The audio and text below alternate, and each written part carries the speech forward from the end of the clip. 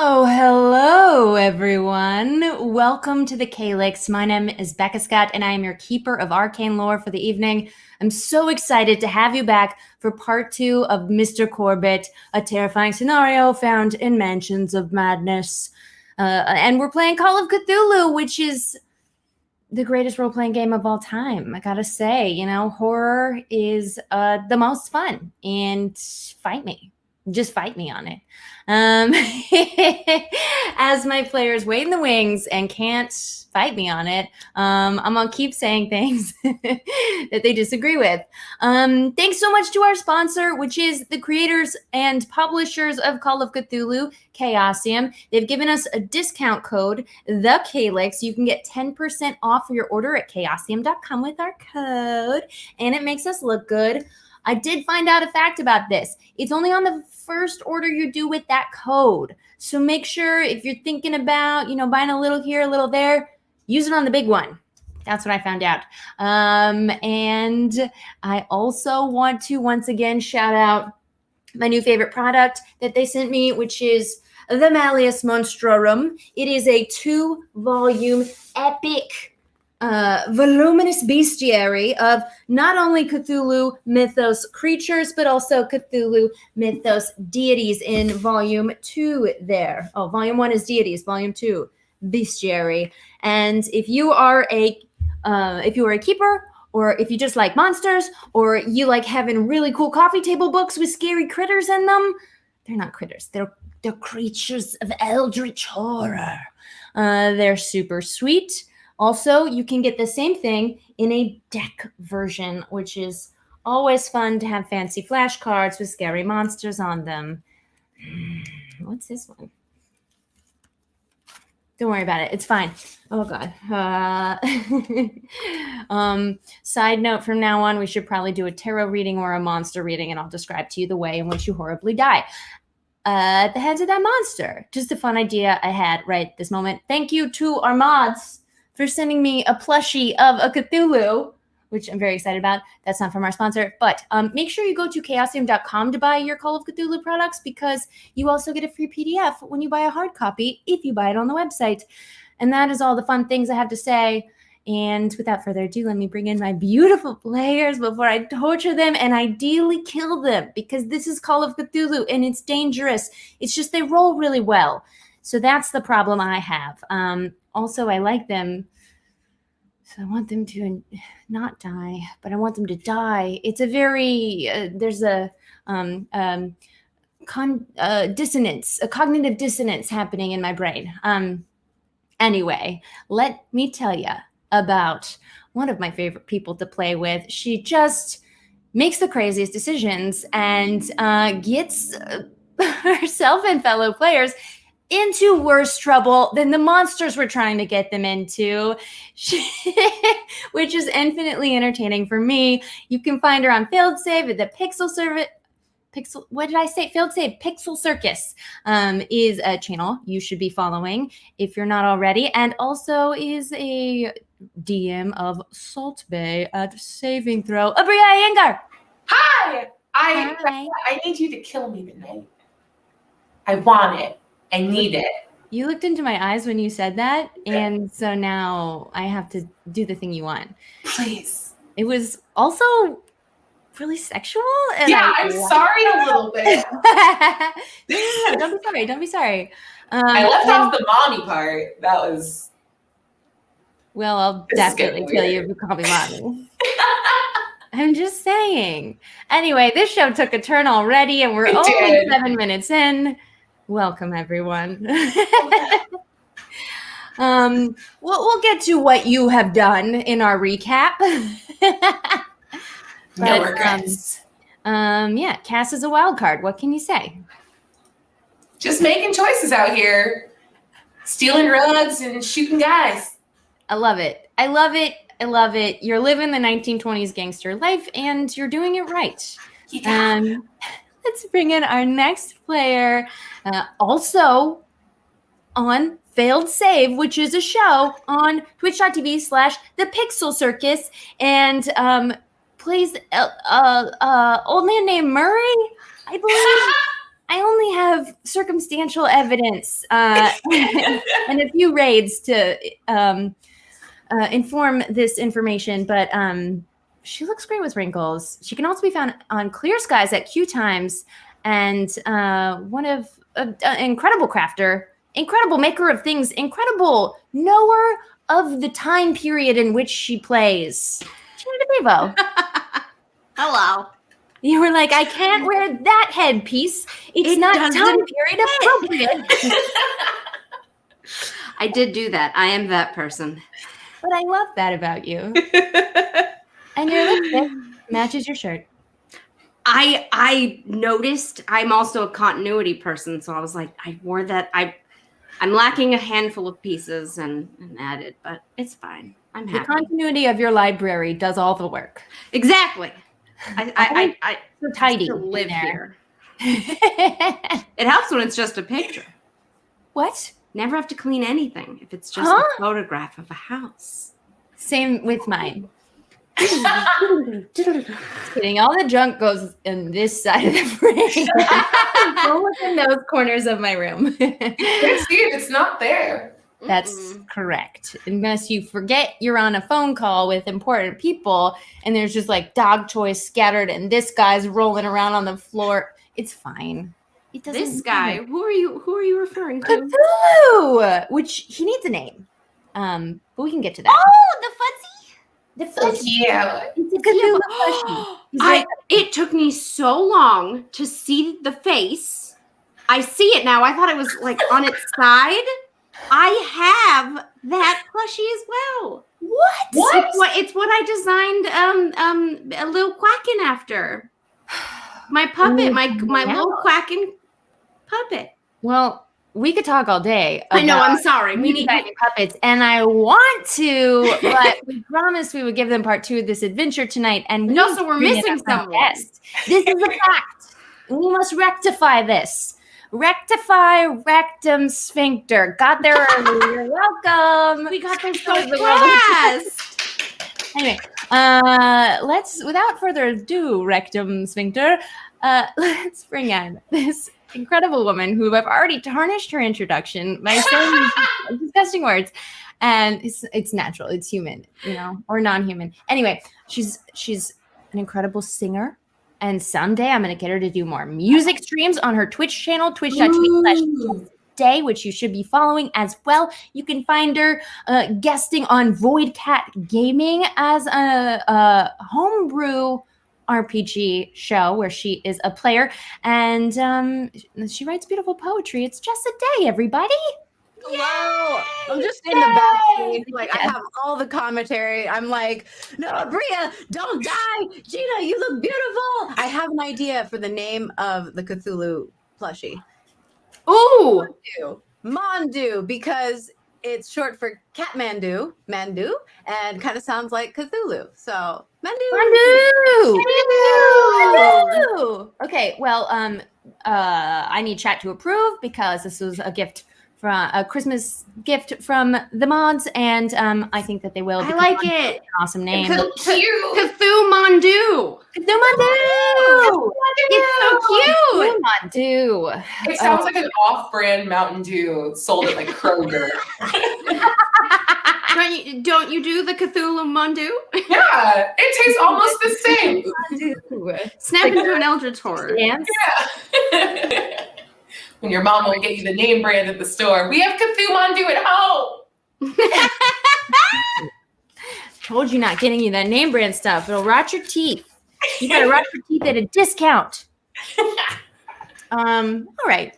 Well, 2 weeks ago, 3 investigators went out. We're trying to have a quiet night at home, tending to Tulip Beale's sick Mimi.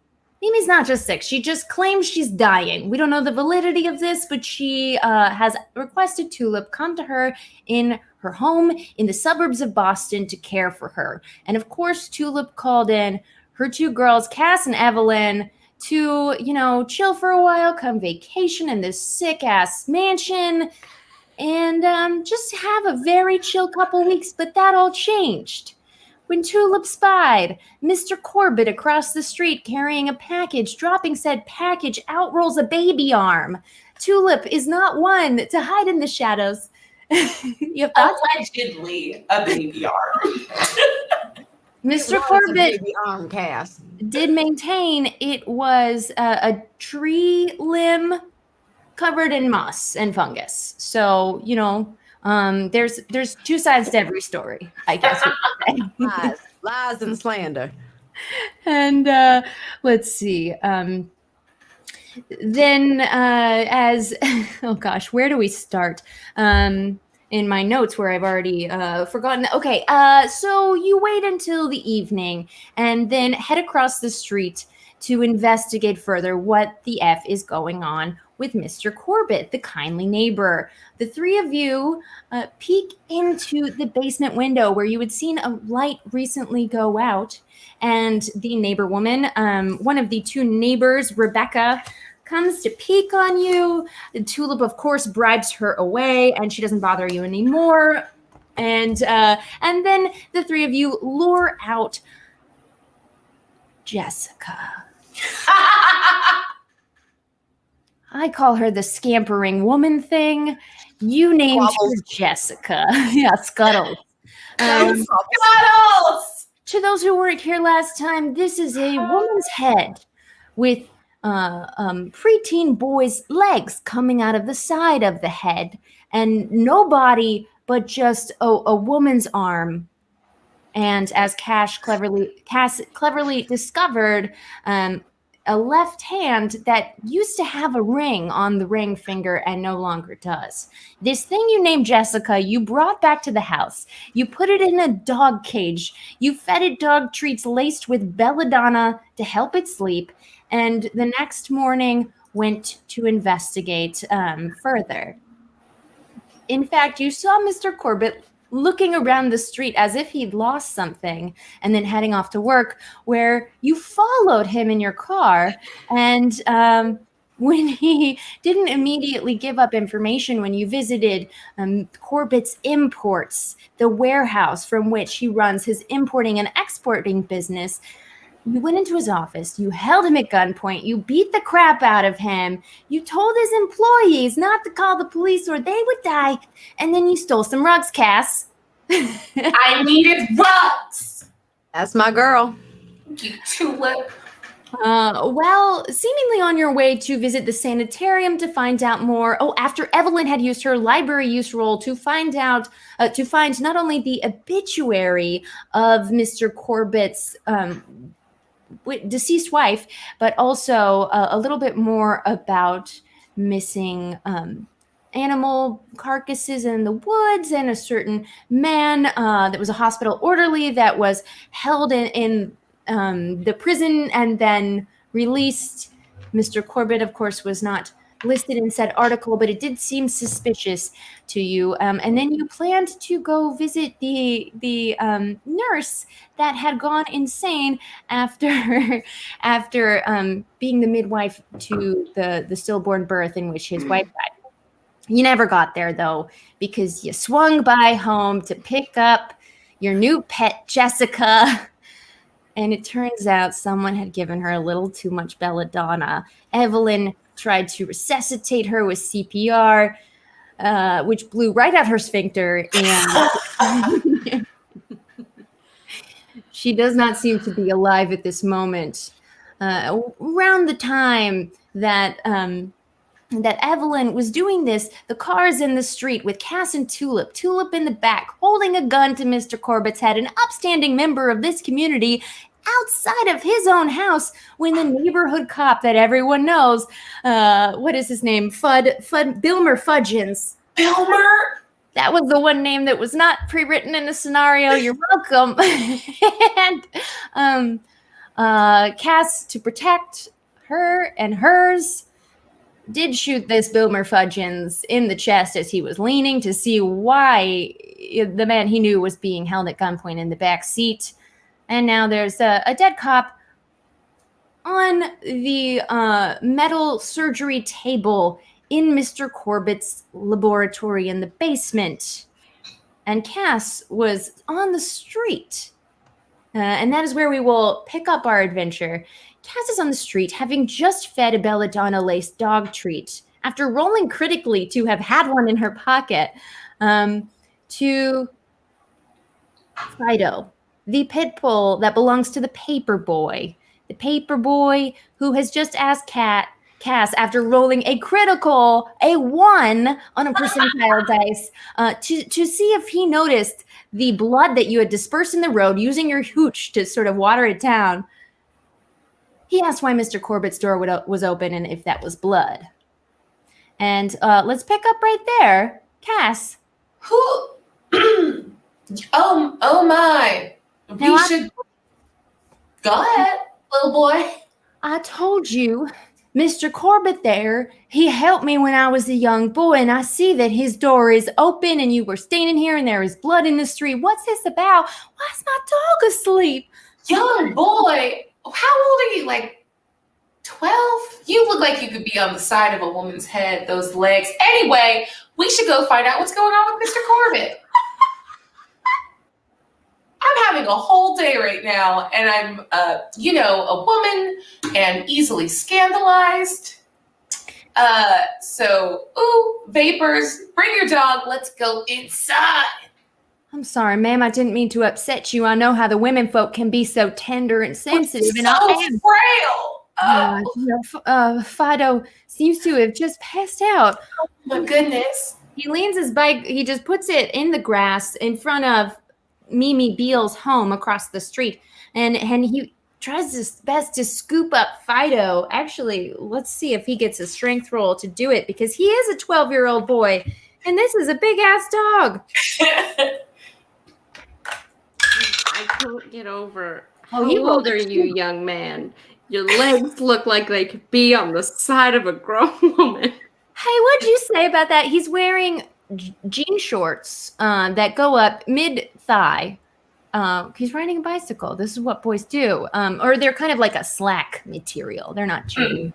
This is the 20s. Jeans back then? I don't know. When was denim invented? Yeah. And he's got a little page boy cap on, of course, to That's shield a little newsy. No, Fido, I believe in you. He rolled a 2, so he lifts this pit bull. And you've never seen these tiny boy muscles in his legs work so hard, but he knew to lift from the legs. And so he scoops up Fido, and he follows you inside the open door of Corbitt's house. Yeah. And the moment we slide in, I'm going to kick it shut behind me. That's good. He probably wants his door shut for, well. If he's having a normal day, then, we're just helping him out. But we'll get all this sorted out real quick. And I start projecting my voice very loud just so the other ladies can hear the nightmare I'm bringing in their direction. I wonder if maybe we could splash some water in his face, or you're a woman, so you must be a caregiver, as we went over before. I'm very maternal. Stereotypes. Fix my dog, please, lady. Okay, bring him in the kitchen, a place I am familiar and comfortable with. And I look around for longer than you'd expect for a sink. I've been here before. Just straight back through that door. Okay, I don't know. And he carries the dog. He races in. The stairs. Let's as you're tending to the dog, unless you'd like to do something else, Cass. No, this is fine. Okay, you're trying to arouse the dog. The dog sort of he makes a sound, a whimper. He just looks so tired. He's just sleepy. You just gotta let him rest. Let sleeping dogs lie. Is that a saying yet? Yeah, wow, I think you just made it one. Let sleeping dogs lie. Wow, he sets the dog down on the kitchen floor. Oh, my. Well, maybe we should go see if Mr. Corbitt's all right. Mm-hmm. After you. You know your way around here. Suppose I'll check the bedroom. And he starts going back through the living room and up towards the stairs up. Meanwhile, let's cut on down to the basement, the laboratory. Now, let's see. Tulip, you, of course, being a bounty hunter, are bountiful in strength and had helped Mr. Corbitt. I don't know if did you have the legs or the under the arms of the dead cop? I think I had the legs. Right, you are. And Corbitt has the arms. A slight man with glasses, and he's dressed in a suit, but he looks a little disheveled after the day's activities. He left his sports coat in the office, so he's just in a shirt and a haphazard tie. And you've placed the body on what seems to be a surgical table down there. Evelyn, you had under your arm a book that you'd found in the living room upstairs. I believe that I have Jessica and the book. Yes, and Jessica. Cradled like a little bean. All right. Well, to work then. And he turns and goes to the surgical instruments on the table facing the wall. Mr. Corbitt, what exactly do you mean to work? What, pray tell, are you about to do? Well, seeing as you are now accomplices, in fact, the murderers of this man, I would like to assist you in dismantling the body. And he picks up a surgical saw and presses a button as it whirs to life. Very new technology for the time, and it's stainless steel vibrating in his hand as he walks towards the body. What is this contraption? Evelyn, what do you make of this? It would appear to be some sort of surgical saw, but it's electric. Is that a thing? Yeah, I don't know.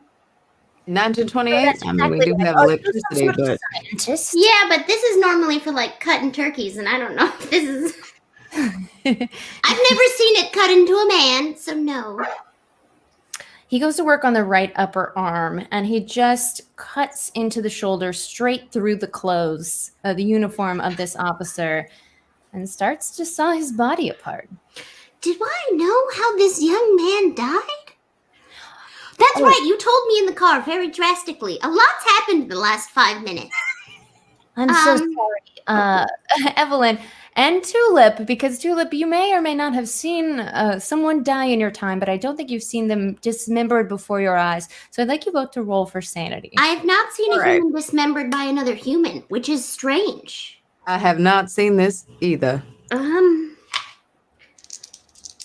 feel like while we're rolling this sanity, I'm just gonna lean into Tulip and be like, I feel like we've lost control of this situation, Tulip. I feel like this is beyond us, Evelyn. Oh, I'm okay. I've studied a lot of medical books. I forget how this works, but I rolled a 62 with a current sanity of 48. So you have rolled above your sanity level, Tulip, and that means you failed. So now you're going to lose some amount of sanity determined by my roll. And let's see, man. You lose 3 sanity. I'd like you to describe to me how you momentarily lose control of yourself, just for a moment.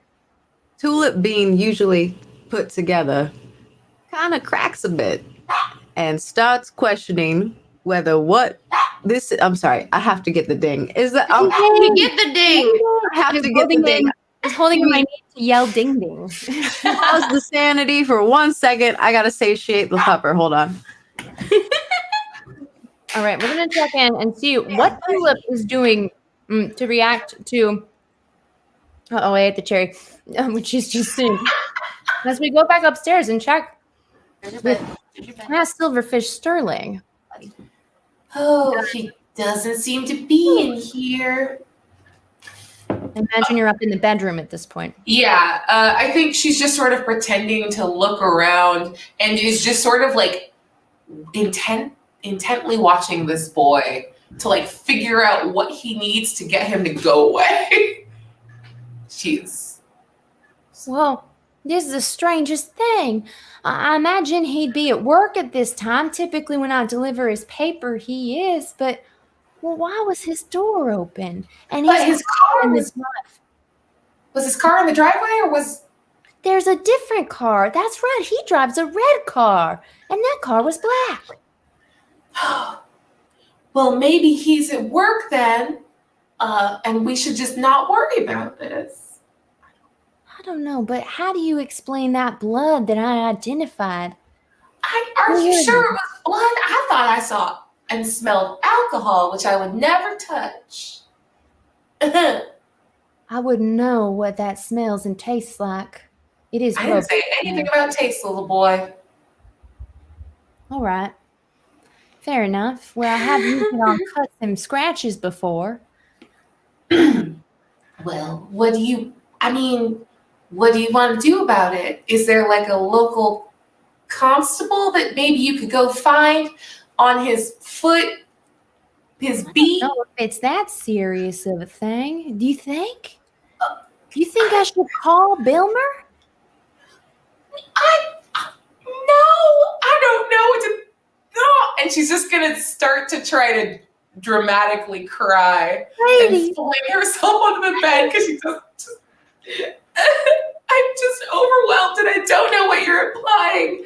And you're what, 12? You're like a grown man and I look to you for guidance. I don't want to be seduced here, lady. Get off the bed. Whoa. Okay. Now, can you roll for either persuade or fast talk to see if he believes how genuine your tears are? I got 67, so nope. No, not even close. Lady, quit pretending with me. I'm not some stupid hoodwinkable hick. Well, your little short pants, and she just drops the whole thing. Like, your little short pants are very confusing. I don't know what's happening here. I don't know who he is, and I don't know why we're in a strange man's house. So can we just go? All right. All right. Please. I You're don't feel very you know cute. more Just than you're go. saying, because you were the one standing right there. And I was walking through the neighborhood. I'm a friend of Mimi next door, and I was getting some air. well, all Have right. you met Mimi? She's a lot. Yeah, I know that. Miss Mimi, well, she's a friend of the family, all right? Okay, well, I'll be on my way as soon as if Mr. Corbitt is home, because that car in his driveway, I just want him to wake up Fido and then I'll be out of here. So I guess we didn't check his garden and his greenhouse. And he runs down the stairs to go out to the backyard. Ah, We pop back down to the basement where Tulip was just reacting. Evelyn, Seeing a Evelyn. man dismembered. What are we doing here? What are we doing? We I we really, let, really don't know. we let Cassandra kill a man. I mean, granted, he was a police officer. I and was inside. I part of the wasn't here for systematic this problem, part. but still, there is a man, and he is dead, and he is being dismembered. I don't know exactly. I didn't sign up for this. I did not sign up for this. I'm losing my shit. What? Oh, What did we do? Wow, you're really going for that toothpick, dear. You're really going for it. To am tell you the truth, Losing it, Evelyn. Do you have anything to calm the nerves? Because I do, but it killed Jessica last time, so I don't think I want to give it to you. Mr. Corbitt seems to have removed a limb, and as he does, he strips the sleeve off of it, and he looks at both of you. Calm yourselves, ladies. He goes to the door of the laboratory. I'm going to keep saying it that way, and locks pulls a key out of his pocket, locks the door, and puts it back in his pocket. Then he walks over to the metal cabinet you saw when you entered this room. And in the base of it, oh, thanks, Vanna, for the raid, he opens a drawer and places the arm inside. You hear a whirring coming from inside the door and feel a cool gust of air as he slides it closed again. And Evelyn, you still have my pistol? Oh, yes, that is one of the several things I am holding. Let me see it. Here you go. Can I go look in that? I want to look. I'm too Mr. curious Corbitt, for my own nature. Sure, you just go and open the drawer? Evelyn, hold on a second. Hold on a Oh, second. There's sure. something sounding unnatural about that drawer. Mr. And Corbitt, cold. please open the drawer again. It may be unnatural to you, but I assure you it is indeed refrigeration. A new technology, but growing in popularity. Oh, and he slides the... He hesitates and says, just slides it open an inch and closes it. See, feel the gust of air. Anyway. All What's right. inside of a refrigerator? Well, of course. I feel that Mr. Corbitt, we are sitting here letting you dissect a person in front of us. I think we all just need to be honest with each other at this point. What's in the friggin' drawer? It's true. I was coming around to that, well, you seem to be interested in my work as you've taken to holding Scuttles close to your chest. And Oh, what's wrong with Scuttles? The creature is dead. Oh, no. Oh, no. And he takes Jessica, or Scuttles as he calls her, from you. here. And you see a tear. And he wipes under his glasses. Oh, he takes her to the other workbench and sets her down. If we're going to bring her back, I'll need your help. Tulip looks at Evelyn, questioning whether we should go with this line of action. Would you mind if I converse with my friend? Well, I suppose, but may I remind you, I did not kill this gentleman. Oh, I'm aware. No, there's right. a lot to factor in at the moment. Right, and you killed my scuttles, therefore perhaps it's within the realm of possibility that How do you know that? she was alive before you came to my office and told me you had her. Yes. Okay, I understand your reasoning of deduction. Now, excuse me. Right. He goes back to taking the saw to the left arm of Mr. Fudgens. All right, Tulip. It seems we may need to go have a discussion. How are you doing? I'm trying to calm down, but I think I'm getting there. Well, what I'm about to say is probably going to upset you further. So, let me know if you're ready. 3, 2, 1. We are about to dismember and bury a stand-up member of our community and resurrect Jessica. Are you prepared for this to be your legacy? Because if it isn't, that man is going to turn us into the authorities, and we have no standing over whether or not a fictional woman named Jessica exists, as I'm sure that they will be hidden, and a dead body dismembered will not be. Unfortunately, the circumstance we find ourselves in, we have no cards. Unless you've got an ace up a sleeve, I've got nothing, and I'm about to do some very immoral things. I have an idea, Evelyn. Thank goodness. Do you remember? One moment, and we'll come back to your idea, Tulip, after we check in. Let's cut to Cass Serling, who is currently in the greenhouse, following after the young man who's introduced himself as Bobby. Bobby. I think, yeah, Cass is just in here now that she has a chance to look around. Can I look for I just want to try to suss out what the nature of the plants in this greenhouse are. I can assume that he's got vegetables because he dropped some off for Mimi and Tulip earlier, but I want to look for the restricted section of the garden if there is one. Absolutely. So as you were coming out, and it's just midday at this point, the sun's right overhead. It's about afternoon at this point.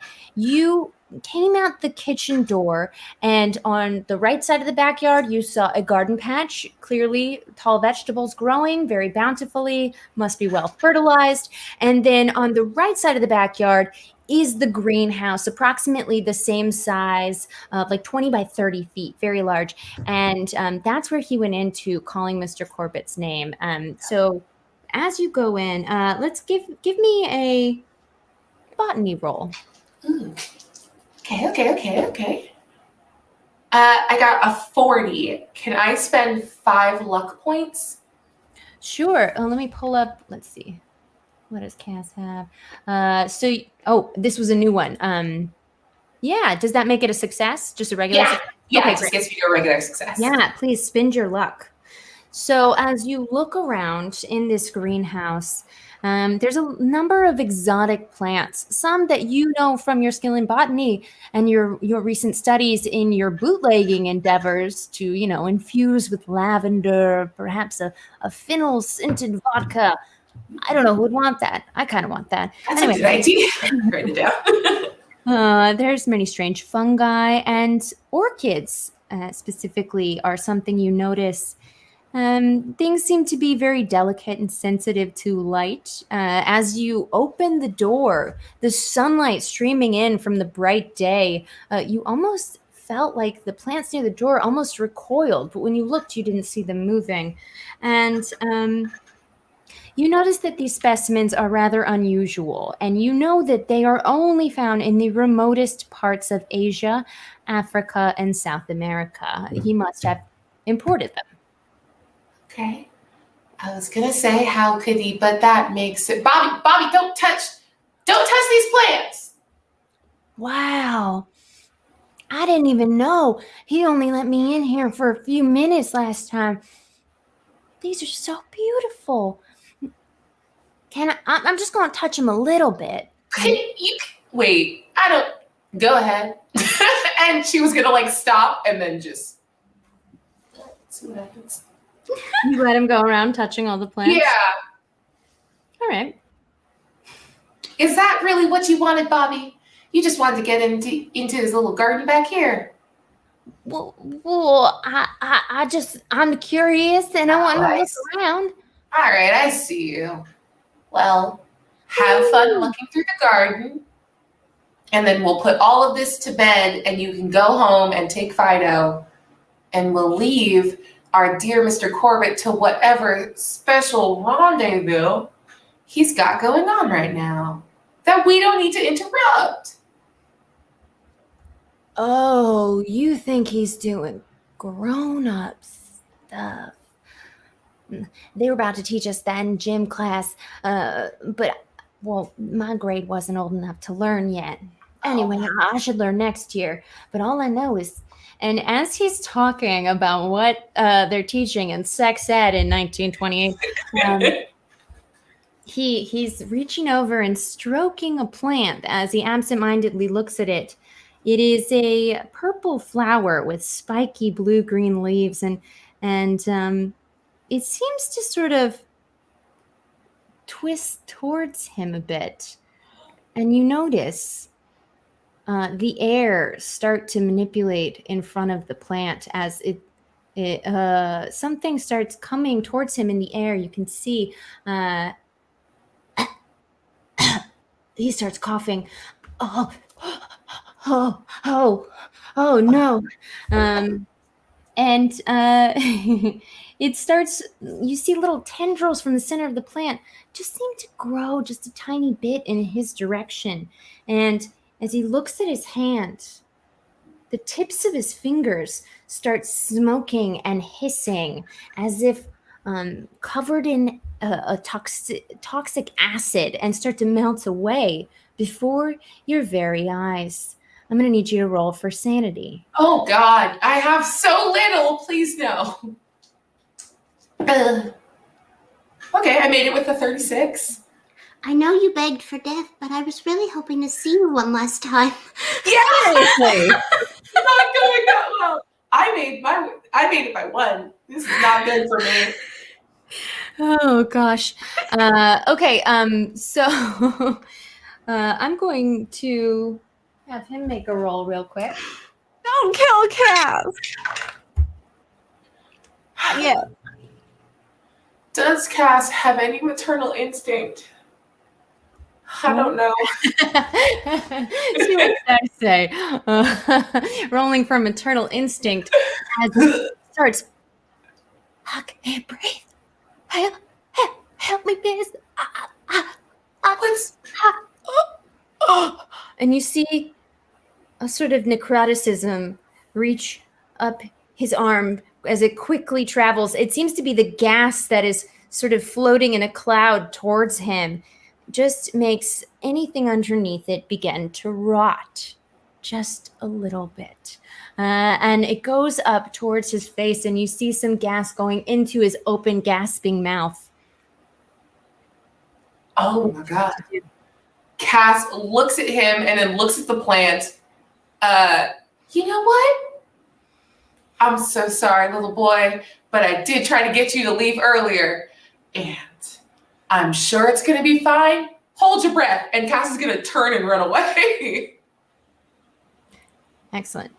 And I want to try to like kind of bar the greenhouse door from the outside. Nope. I'm going to need you to make a dodge roll to see if you are able to run out of this greenhouse before this toxic gas that has started to infuse the air reaches you. I feel like the dice heard when I said I had a death wish. I got 71 over the 25 I needed. I think because this was your choice to dash out the door, give me a luck roll. A 21. Is that under your luck? Yeah. Oh, you have very high luck. Okay.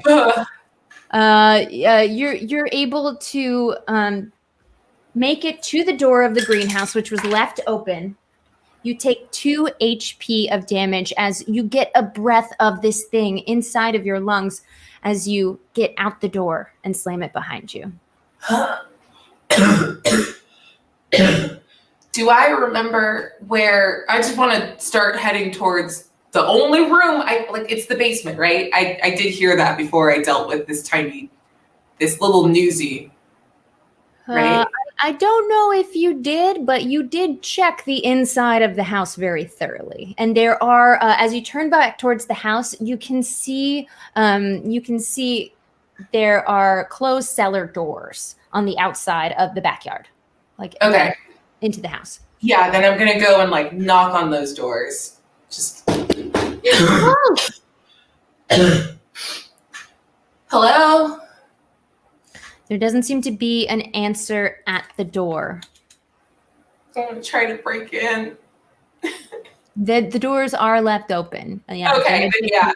Carrying a body. All right. And as you come into the basement, you just see the wide open basement, and in the back right corner, you see what would be a perfect square of the size of the house. There's definitely some rooms cut out. There's been drywall put up in that corner. So as you head that way, that's when you reach the other side of the door to the laboratory, which was locked by Mr. Corbitt. As we pop back inside, and Tulip has had an idea. As you conference privately. Yes. This is where my thoughts are. So what we know from Mr. Corbitt telling us, if you remember last, there was a time when he was in India and laid witness to his father that there was some sort of ritual performed. Yes, they took his head. That's right. They took his father's head. He found some texts, and whatever those texts were, I have a feeling have something to do with the revival of Jessica, or squabbles, or whatever. I feel like we could find that there is some sort of reversal to this.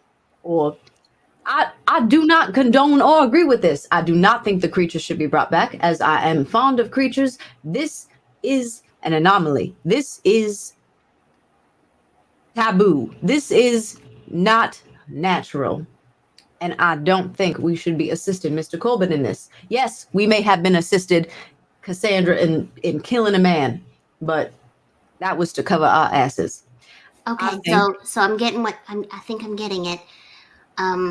We're going to say hell no to Mr. Corbitt, but also ride or die for Cass. Is that ride or die for Cass? Absolutely. Okay. I don't know what it is, but I feel the surge of rebellion happening in me. And also, I stole this book. What are the context of the book? I believe it may have some information about what the ritual's about to happen are. So maybe we can sabotage it without him knowing. Make him think it just messed up on his own, and then we all just fade off into the night. I'm game, sugar. Great!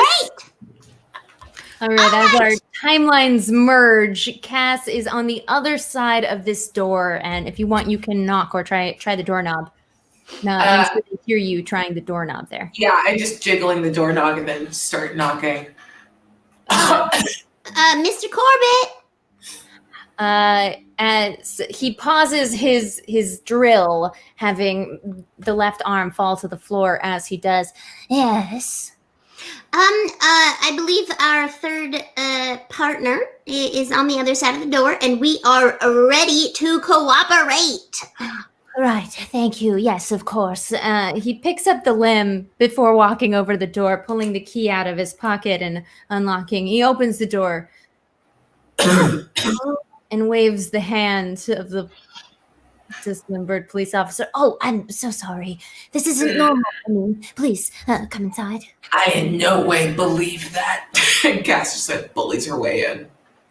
He closes the door and locks it behind you. For our safety, of course. We wouldn't want any neighborhood people to find us. Did you park the car without issue? Yeah. Excellent. And I just shoot a look over to Tulip and Evelyn. Yes, are you all right, Shug? I'm fine. How's it going in here? I imagine we both just look over at the body. About as Going you great. expect. Blood just drips profusely from the arm steps. Oh, where arms used to be. It's a good thing you showed up, Cass, because we were just ironing out the details of ridding this body and the inevitable resurrection of Jessica. I imagine that after this, we will be considered square, having, you having stolen my creation, of which I would rather the neighbors did not know, and after we're able to revive her, then I will help in disposing this corpse that you all have created. Yes? There's also one in the greenhouse, but don't worry about that right now. What? Yeah. Mm-hmm. Yes, What? silverfish stolen. Explain yourself. Did you shoot someone else?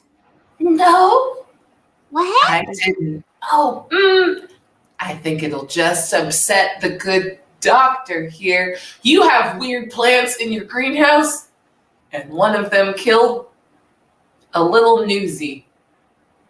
Oh, Bebo, Bobby? Ingma, but that's it. Young Bobby. Mhm. Oh. You have a real nosy neighborhood, Mr. Oh. Corbitt. Bobby. He was like a second son to me.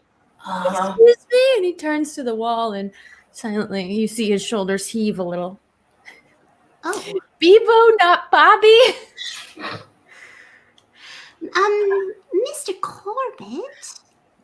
And I want to put my hand, just kind of hover it above his shoulder. I don't actually want to touch this man, but I want him to feel like I'm doing a calming gesture.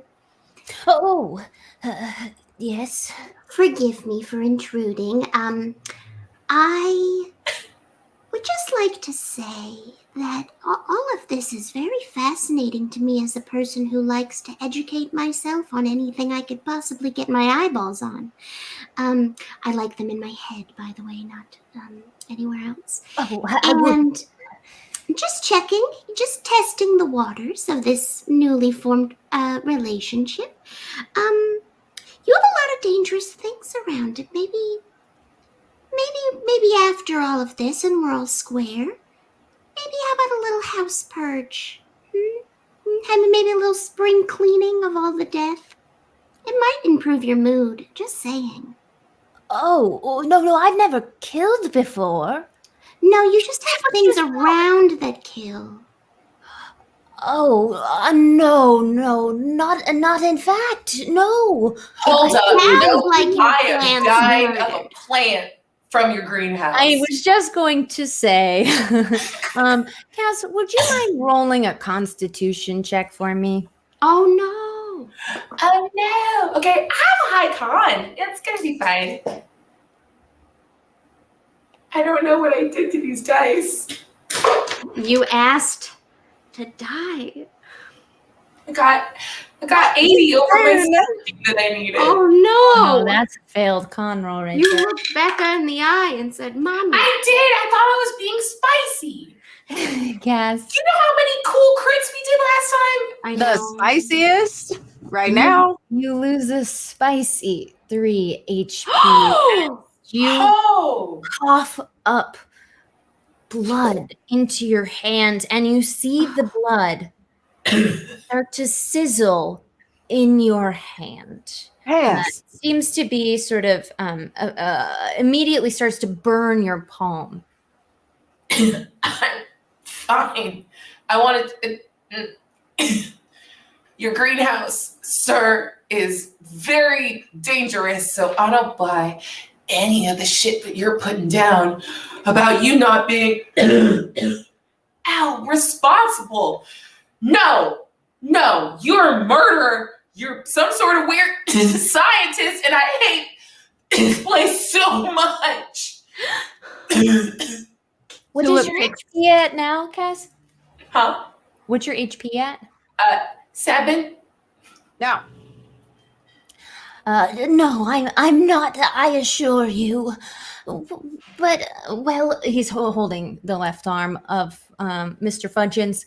oh, I should do something with this. It's not helping my case, is it? And he pulls the sleeve off of it and tries to fit it into the refrigerated drawer with the other one, but the drawer is getting very full at this point because you can see that the baby arm Tulip saw yesterday is also in this drawer. Oh, no. Well, perhaps you need some sort of first aid, yes? I didn't know the purple flowers did that. They were an import. It was... I My didn't say it God. was the purple flower, did I? And let me be very, I just want to be so clear with you right now that out of the 3 corpses we've been dealing with today, I made 2 of them. And I will make another one if you don't fix me. I'm just behind. Yes. I'll make sure you deal with a lot of pain, Mr. Corbitt, if you do not give an antidote to Cass. Sure. You notice not only is there one section of this room with surgical tools, and one section seems to be a kind of chemistry laboratory with a lot of beakers and some plant pieces. It seems like a lot of clippings from both the garden and the greenhouse are on the other side of the room. And he goes over to that part, and he lights a Bunsen burner and starts adding various materials to a beaker. Let's see if he's able to help in some way. I would like to monitor with my chemistry degree to make sure he isn't poisoning my friend further. I love it. Give me a chemistry roll. And he's going to roll. Oh, but So you know, Mr. Corbitt, if Cassidy dies, you die. noted. Yes. Well, did you know? Perhaps your grandmother told you I was a before taking over the family business. Yes, this should be the right concoction. What you need is an anti-acidic for the acid that is burning you from the inside out. But if you were just and he takes the liquid off the burner, it is a purple liquid in the bottom of this vial, and he passes it to you, Cass. Evelyn, you succeeded on your chemistry roll? No, I did not. You did not. Okay. You have no idea whether or not what he put in that. No, I don't. But he hands it to Cass. Drink up if you want to live. I just want to give a little look to the girls. Just do I trust him? As I hold it. I think you might die if you don't. Sure. And just knock it back. You instantly feel a soothing, cooling sensation down your throat, and whatever was starting to sort of burn your esophagus from inhaling earlier seems to subside a little bit, and you gain back 1 HP. Thank you. Well, a man's greenhouse can be a very intimate place, and well, I must say, you should be careful what you smell in there. You see, the plant has a defense mechanism. He wants to create his own fertilizer. He must be fertilizing himself with Bobby right now. Little scam. Also, you have a dog now. Sorry. Oh, Fido, right. Oh, well, perhaps I can give him to Tomaszewski. Anyway. Mr. Corbitt, Yes? now that Cass is feeling much better, before you start your ritual on reviving, was it Squabbles? I call her Scuttles, affectionately. Scuttles, Squabbles, Jessica. This drawer you have with body parts. You say you haven't killed anybody. Oh, no, in fact, quite the opposite. I bring things to life. All right. Where are these body parts coming from? No, well, they are discarded from the hospital, naturally. What do you think I am, some sort of madman? No, I have a contact, an orderly, who he thinks I'm worshipping some evil devil. No. My God is all pure and light. Anyway, in exchange for things I make here, and he gestures to his little chemistry lab, he gives me the things that I need to make. Would you rather just see? I just would like to understand one thing, Mr. Corbitt. What is your intention in these creations? What do you get out of it? Oh, I don't ask questions like that. Is it just a thrill? Is it just to see if you can? Why does anyone become a father or care for others? You do it because it's the right thing to do. My key, he tells me exactly what to do. Your key? Oh, yes. The key in the gate. His book under your arm, miss. Oh, yes. And Evelyn's been listening too intently. This is like, this is interesting to her, and that's probably not great. You've given her a new subject she doesn't understand, and she wants to know it. So, Yes? and opens the book. What's in it? I've read some of it. It's in Sanskrit, but I takes a minute. Well, I will need your help in resurrecting Jessica, you call her? Yes. That is a nice name. Scuttles was really just a placeholder for 12 years. Anyway, Right. if you would aid me, I think that we could bring her back. How Tulip. many have you made? What did you say, Evelyn? Oh, I was just speaking to myself of how many have you made? How many beings have you brought to life? Oh, just the one on my own, thank you. So we've gotten rid of the I found her story. That's good. I'm Well- glad we're getting to a more honest conversation. When you became murderers, that's when I thought, well, I could probably tell them the truth at this point. Good. I think it's a good place to move on from there. Yes, well, in order to bring back Jessica, it's really a simple ritual, and he starts to gather different herbs once again and turns the Bunsen burner back on. I just need to make a little treat for us to take, and then, yes, we'll call upon the key in the gate, and he will bring her back. 8. The key and the gate. You see, it's everything. When you're the key and the gate, you are the all-in-one. Don't you understand? And No, tell me. you feel the subtle rumblings of power. Yes. And he's going to need your help in a spell here. Okay. If anyone would like to bring Jessica back, Evelyn, he can tell that you are keen on learning more about exactly what is happening here. This is indeed, at this moment, I still believe is a possible science. And if there is a way that we could bring life, I'm gonna do it. Just maybe not always in this form.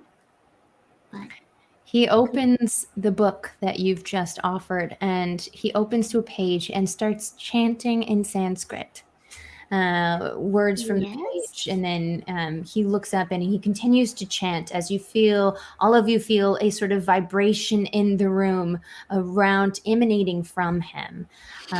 Evelyn, if you would like to join in, then you may chant as well, and then you can make a power roll. okay. And actually, sorry, instead of a power roll, you're going to be rolling. You can add to this power roll any amount of magic points that you would like to spend. Your magic points. Over time. I have 12. You can use any number of them to increase the strength of this power roll before you do it, to make the threshold that you need to meet higher. And what am I rolling with it? I've never had to do a magic roll yet, so you are this is rolling to exciting. see if you can assist him in letting in some sort of otherworldly being, is all that you can tell from what you know of Sanskrit, having succeeded on your roll. Summoning something. Okay. This is all educational. We're about to find out who this thing is. Okay. I'll pop in. Why not? Let's do 1, 2, 3, 4. Let's do 5. 5 magic points. Great. All right. So you're down to 7 magic points. Yes. And then roll. What is your? Let's see, Evelyn. Roll. Oh, your power is 60. So roll a 67 or below for me, and he's going to roll his power as well. Up there, 60. Yes.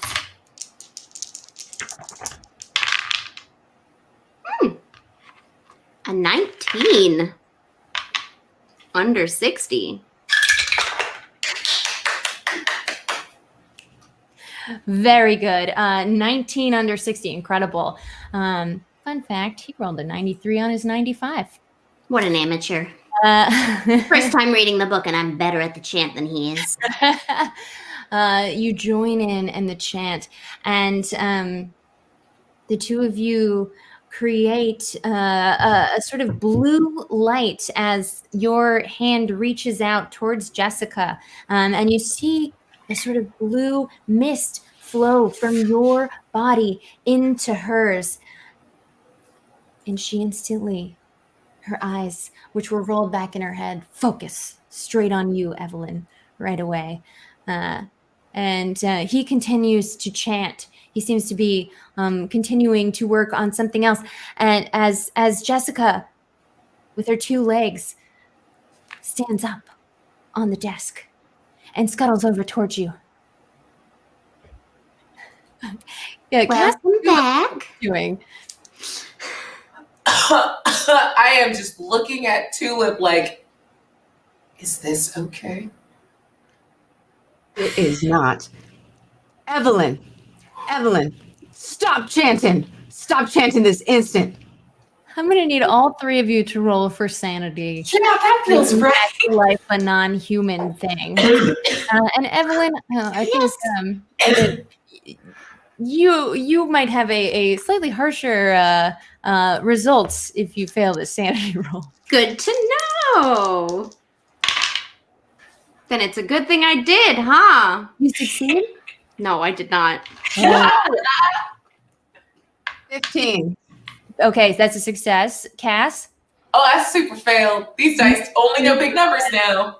My friends. This is that time you were trapped in a house and you saw a bunch of the same creature and you and your friends expelled the demon from the house.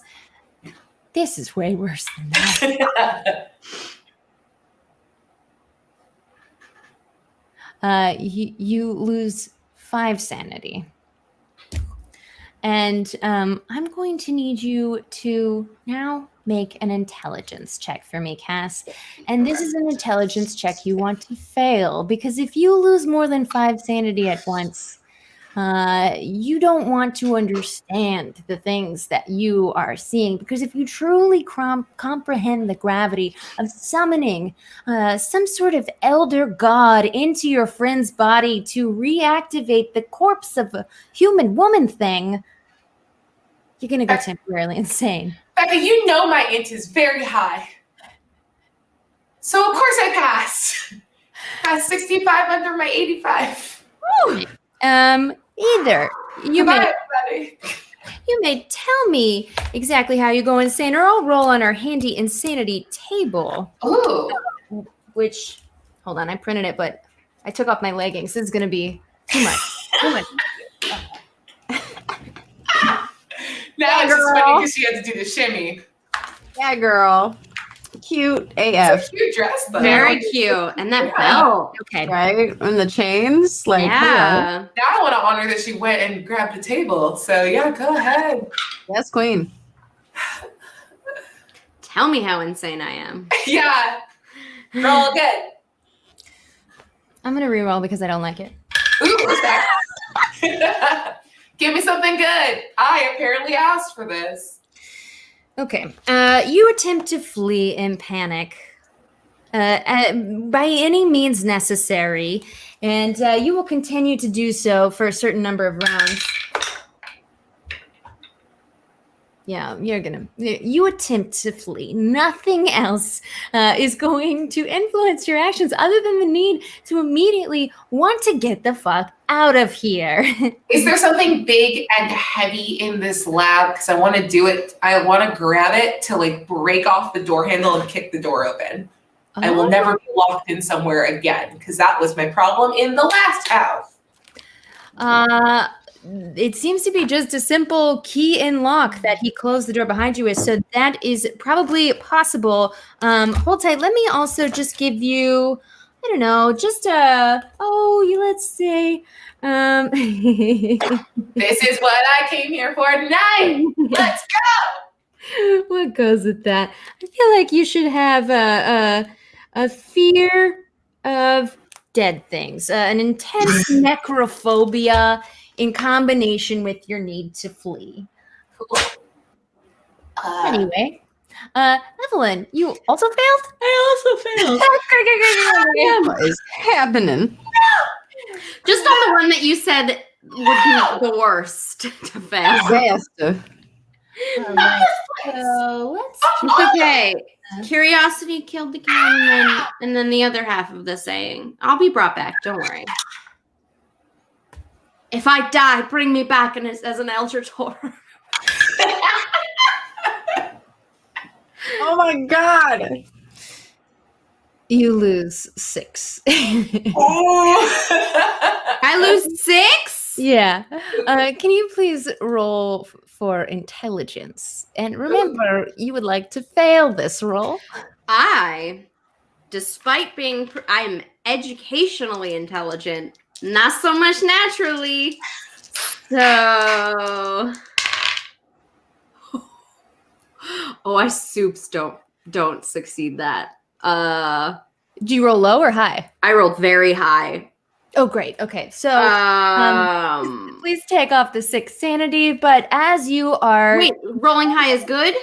You want to fail your intelligence check because you're okay, so caught up in the knowledge that you are gaining of the ways in which you can connect to the otherworldly things that you only had a taste of before. You immediately... The creature last time was kind and just wanted its babies. This makes sense that I would take this many steps towards being nice to a creature. Absolutely. And you're also going to gain 5 Cthulhu Mythos. Ooh. Where do I put that? It is in the first column of your investigator skills under C. Because you have just intoned some sort of summoning ritual. How much did you say I could put there? 5. 5. And you said I gained insanity again? You lost 6 of your sanity points. Yes. You gained 5 Cthulhu Mythos points. Heck yeah. Handy when you're trying to decipher future tomes of eldritch insanity that you find and seem to be drawn to. Anyway, back to the action. Jessica has jumped up on the table. Tulip, you are a bounty hunter and you seem to be holding your own. All you know is things are weird.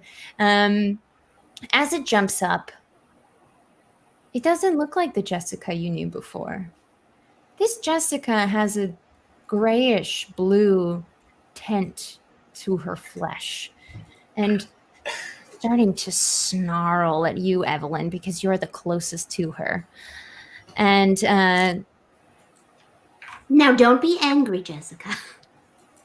She looks confused and cocks her head to the side in that very cute way dogs sometimes do, and does her classic. There you are. And just then she's going to. Is she gonna bite me? She's going to bite me, isn't she? That's what's going through Evelyn's head. I'm Tulip very stands close. in front of Evelyn with her pistol. Oh! If all of you are becoming wary of Jessica in this moment, then I'll allow you. It will not be attack of surprise because she is starting to bare her teeth and doesn't seem to recognize you in the same way she did when she first was lured out by your dog treats from this basement. So, I'm going to need your dexterity order. Let's see. It looks like Evelyn, you're 65. Tulip, you're 70. And Cass, you're temporarily insane, so you're going to be doing your own thing. Yeah, I'm just vibing in the corner. Tulip, what would you like to do? Mr. Corbitt, what did you take from Evelyn? All right, you're going to inquire from Mr. Corbitt. Okay, let's just declare our intent of what we're going to do this round.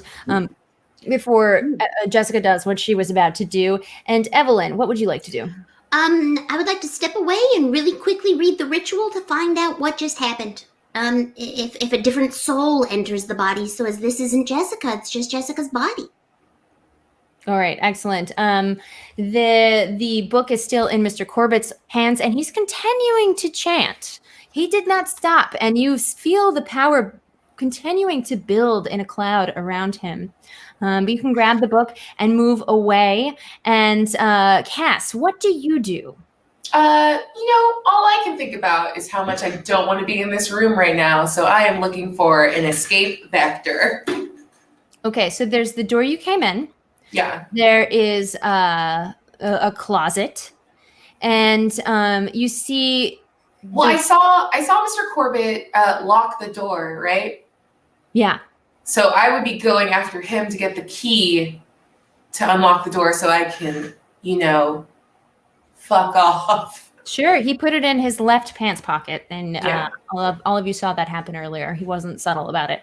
All right. All right. Let's see. And then before that happens, let's see. Tulip is asking Mr. Corbitt a question. He seems to be caught in a trance, but let's see if you can make a hard, like a social skill roll of your choice. How about this? Instead, Intimidate sound is what it sounded like to me, but if you want to tell me something else, Tulip takes 2 shots to the ceiling. Oh, all right. Yeah, absolutely. You're more than welcome to pull out your firearm. Are you aiming for anything or just straight at the ceiling? Straight at the ceiling, just right, to well, try to knock everybody out of this right now. Oh, Ooh. let's see. Did Whitney shoot me with a gun? Whitney shot me with a gun. Do I have to roll insanity at the sound of a firearm? I would love for you to roll for insanity at the sound of a firearm. That sounds really good. Oh, sorry, Evelyn. Nice. It's okay. It was a long time ago. I didn't know the wound was still fresh. Friendly fire is real, y'all. Oop. I'm okay. You shake it off and you go for Corbitt's book and try and pull it out of his hand. He's going to resist you, so I'm going to need a fighting brawl roll. Okay. Oh, I take it.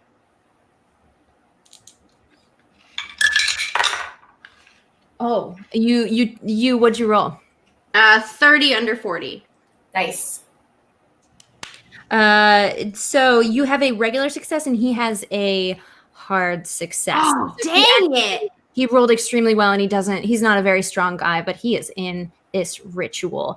And his concentration was not broken from his spell, Tulip, when you shot at the ceiling. He didn't even flinch. Cass, you run for the key in his pocket. Can you give me a sleight of hand roll? Or, yeah. I mean, there was no chance of me passing that because it's at 10%. So nope. His pants are rather tight, and you can't even find the opening. Also, as you try to reach towards him, this aura of blue light and power that he is engulfed in, it kind of feels like your hand is slowing down as you reach towards him. It's like it's going through honey or molasses. Okay, and then it's Jessica's turn. And she actually rolled earlier. Let's see. She charges. And when she charges, oh my. I'm gonna need you to roll, Evelyn, your dex. Okay. Gladly. 33 under 65. Okay, you succeeded. Okay. She leaps off of the counter and goes towards your face. But she has to use her one arm that comes out of her neck, obviously. She is a head, two child legs, and an arm, for anyone who forgot. How could No you? one forgot. Can I do that? Jessica squabbles, scuttles, escalates. I don't know how that got there because I did not click it. I'm so happy it happened. I'm glad that happened. Yeah. Oh, I see. I have multiple mice on multiple computers. Okay. She pounces off and she hits you flat in the face, but her legs are unable to grapple onto you and in order to get the bite. So she just like bounces off your front side and falls down onto the ground as you jump backwards out of the way. You yanked hard at her stepping backwards, and she wasn't able to get a hold on you. And she scuttles under the corner of the laboratory table and starts to go around the room. And you see her start to crawl up the ceiling. Don't know how she's doing that without, spider parts, but she is. And then let's go for another round. Tulip, you're going to act first unless anybody wants to fire a weapon because that acts before anything else in combat. Immediately Corbitt uses his turn to continue intoning his spell. Immediately, Tulip takes Cassidy and grabs her by the collar and slaps her across the face and tells her to snap out of it. She takes out her flask, her whiskey, and puts it to Cassidy's face and says, "Drink now and calm your nerves. I need you in this right now." Is booze good enough to make my brain better again? I'm gonna need for Tulip to make an extreme psychology roll. I believe in you, and thank you for not making me responsible for this because my dice have revolted. Yeah, you don't have much power over what's happening. What kind of roll did you say it was again? So in psychology, you have a 60. An extreme success would be 1/5 of that, which is 12. 12 or below. Please roll good. 26. Yeah. All right. She drinks alcohol, but she's also not only has she a desperate desire to get out of this room. She doesn't seem to be listening to a word you say, and the dead body on the table, missing limbs, is really aggravating this newfound necrophobia. Let's see. Tulip, you've taken an action, and then Evelyn.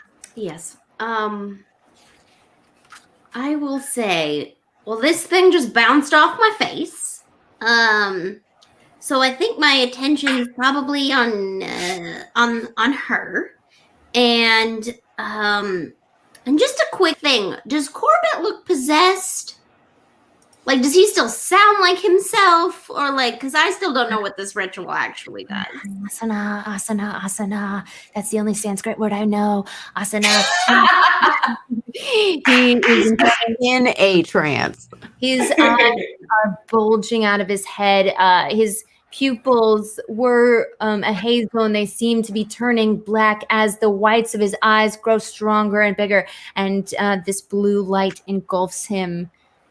His voice still sounds like his, but now it's starting to sound like there's two voices, like there's an echo happening when he speaks. Ha Okay. Well. Okay. I think my intent is to corral Jessica, because if I think I need to make sure Jessica doesn't go eat me or someone else. So, is there like a laundry bin or something that I can Whiskey biscuits. There's a small metal wastebasket, I'm and gonna go for that. I think that there's sort of like a biological hazard bin with a lid. I have a bet. I'm gonna open the freezer drawer to try and coax Jessica to eat it. Okay, sure, love that. What should this be a roll for? Tasty meat popsicles, baby. Roll for Nightmare. Popsicles. Love Oh my it. god, Siri, I did Never not sleep protect again. you. How I- on earth did she think mate popsicle meant her? Yeah. You're sort of trying to lure Jessica into becoming a tasty meat popsicle. So maybe a persuade roll, or like I don't know. Yeah, you're trying to trick her. But it's not Well, exactly- she wants to clearly eat something, so I'm gonna give her something to eat. Yeah, she is she was going for you before. Exactly. So maybe I don't know what this intention would be.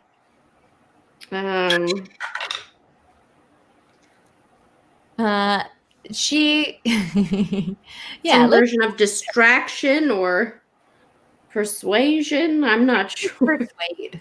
Okay. Do I have any persuasion? What would that be? Charm? I think it's too intense. Oh, there is a persuade. Yeah, Oh, persuade. okay. This is gonna be a miracle, everyone. I'm not particularly persuasive.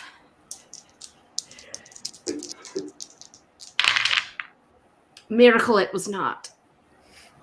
You run over to the cabinet and you open the refrigerated door. As you see the two cops' limbs sitting there, along with the baby's arm that Tulip had described to you, but you had not seen yet, or rather, a young girl.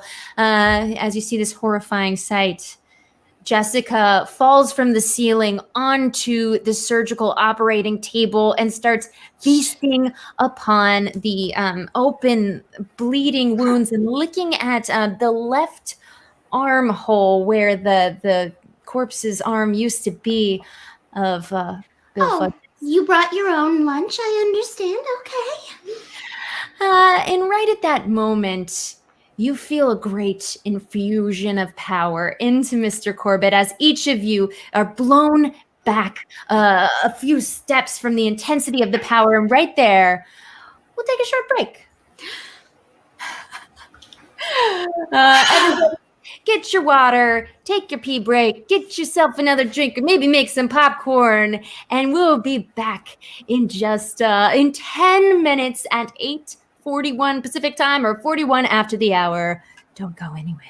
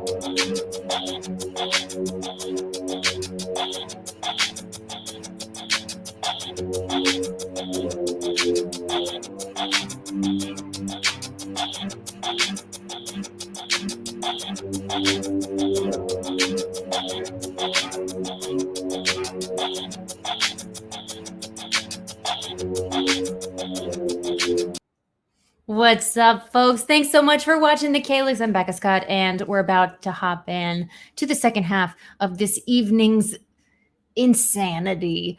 Before we do, just want to say Call of Cthulhu is my favorite role-playing game system. Legitimately, I am obsessed, and the fine folks at Chaosium have given us this discount code to give to you for 10% off a purchase. I think it only works once per account, but please use offer code TheCalyx for 10% on your purchases at chaosium.com. Super sweet stuff. I highly recommend the Malleus Monstrorum, and you can get it in 2 volumes or in these super sweet cards, which I like very much. Keeper decks are a magical invention. And go check it out. Go check out all the goodies. They also do all kinds of other RPGs that I recommend to you. Without further ado, some things were going down in the basement of Mr. Corbitt's home. So let's bring our guests back in and see in what ways we can resolve what you've gotten into here. I seem to have lost my hat. Oh, no. Yeah, well, No! it was probably when Jessica, the woman thing made of a woman's head, 2 legs, and a hand, came flying at you and almost knocked you down, and yet you rolled too well. Not for long, because the door is locked. Cass is still temporarily insane for several more rounds. Like you do. And you've just felt a jolt of power as Mr. Corbitt seems to have finished intoning the spell in Sanskrit that he was repeating to himself as you've brought back to life, the woman thing you call Jessica, but she doesn't seem like herself. And as the aura of blue light around him swells and he seems to finish intoning, and all three of you are jolted backwards by the power of his spell completing. It's almost as if space and time itself rips right in front of him and behind him. And it's as if it gulps up his whole body. And he says, "Ah, yes, please, I've missed you." As he is gulped up. And once again, the rift in reality is sealed right before your eyes. Can each of you please roll for insanity as you see his body disappear into nothingness?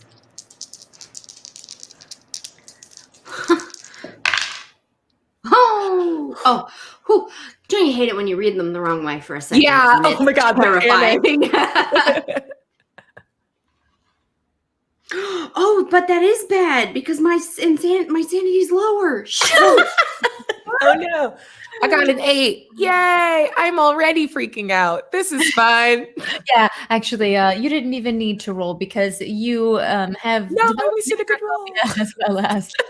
That was an incredible roll, and I'm very proud of you. Thank you. That's all.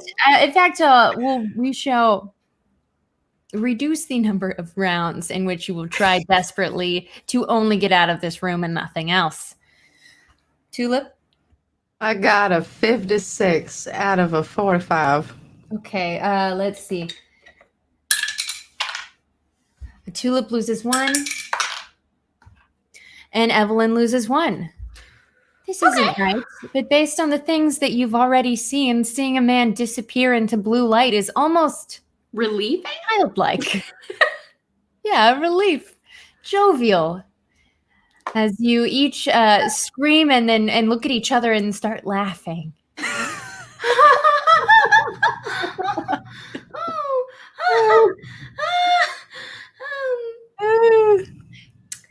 Cass continues to scream to be let out of the room. And is there anything else that you'd like to do, Cass, as you're desperately trying to get the F out of here? Yeah, I don't want to. Let it never be said that I don't waste a good manicure. I want to start clawing at the door. Oh no! Good. I just realized What? the key is gone. Oh no. Well, that's fine. My nails are doing a very good job because I'm seeing some sort of mark on the door. I'm sure that that's an egress and not my own blood. We're fine here. Thank you so much. And I resume screaming. Cass, I want you to take 1 HP. Well, let's see. I want you to roll for strength to see if your nails are able to bite into this wood, but also it's going to need to be a good roll.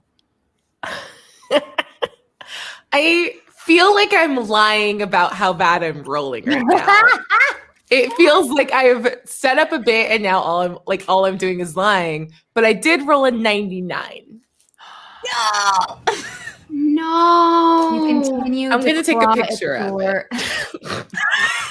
Just for me, for later. until your fingernails are full of splinters from this wooden door, and you're just letting them go up your fingernails as blood drips from them. And I need you to take 1 HP as you ignore the pain and continue scratching.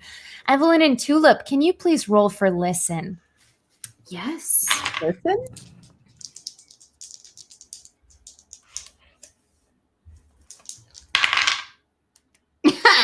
Meow.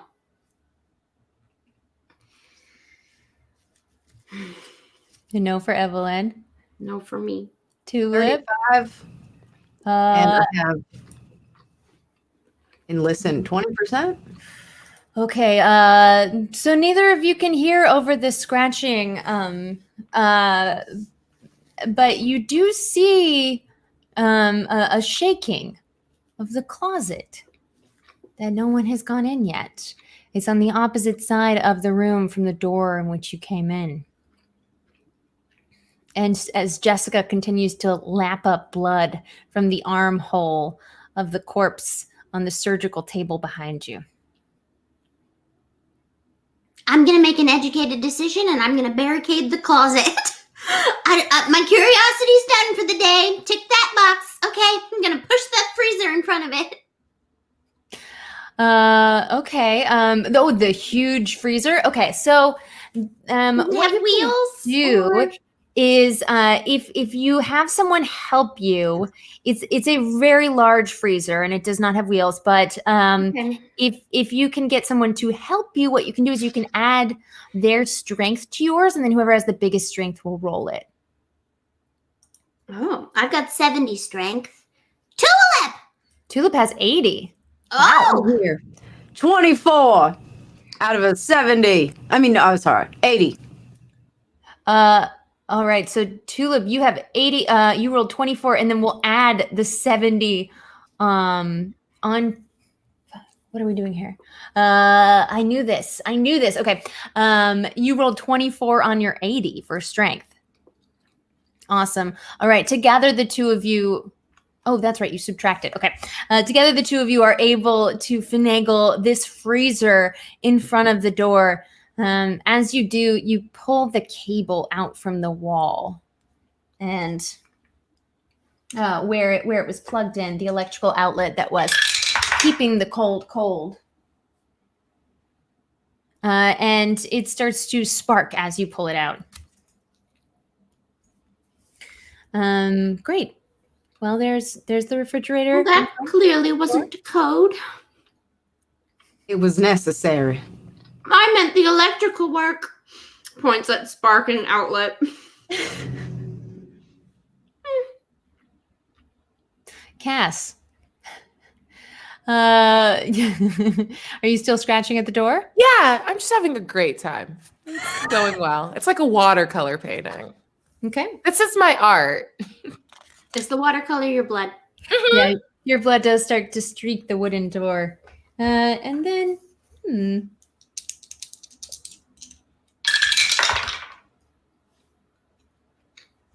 Okay. Even behind the refrigerator, something seems to have. You hear a smashing sound from inside of the closet. A breaking of wood, like a karate chop into it. Does anyone anyone like to do anything? Is Jessica perturbed? Oh, did the book disappear with the man? Ooh.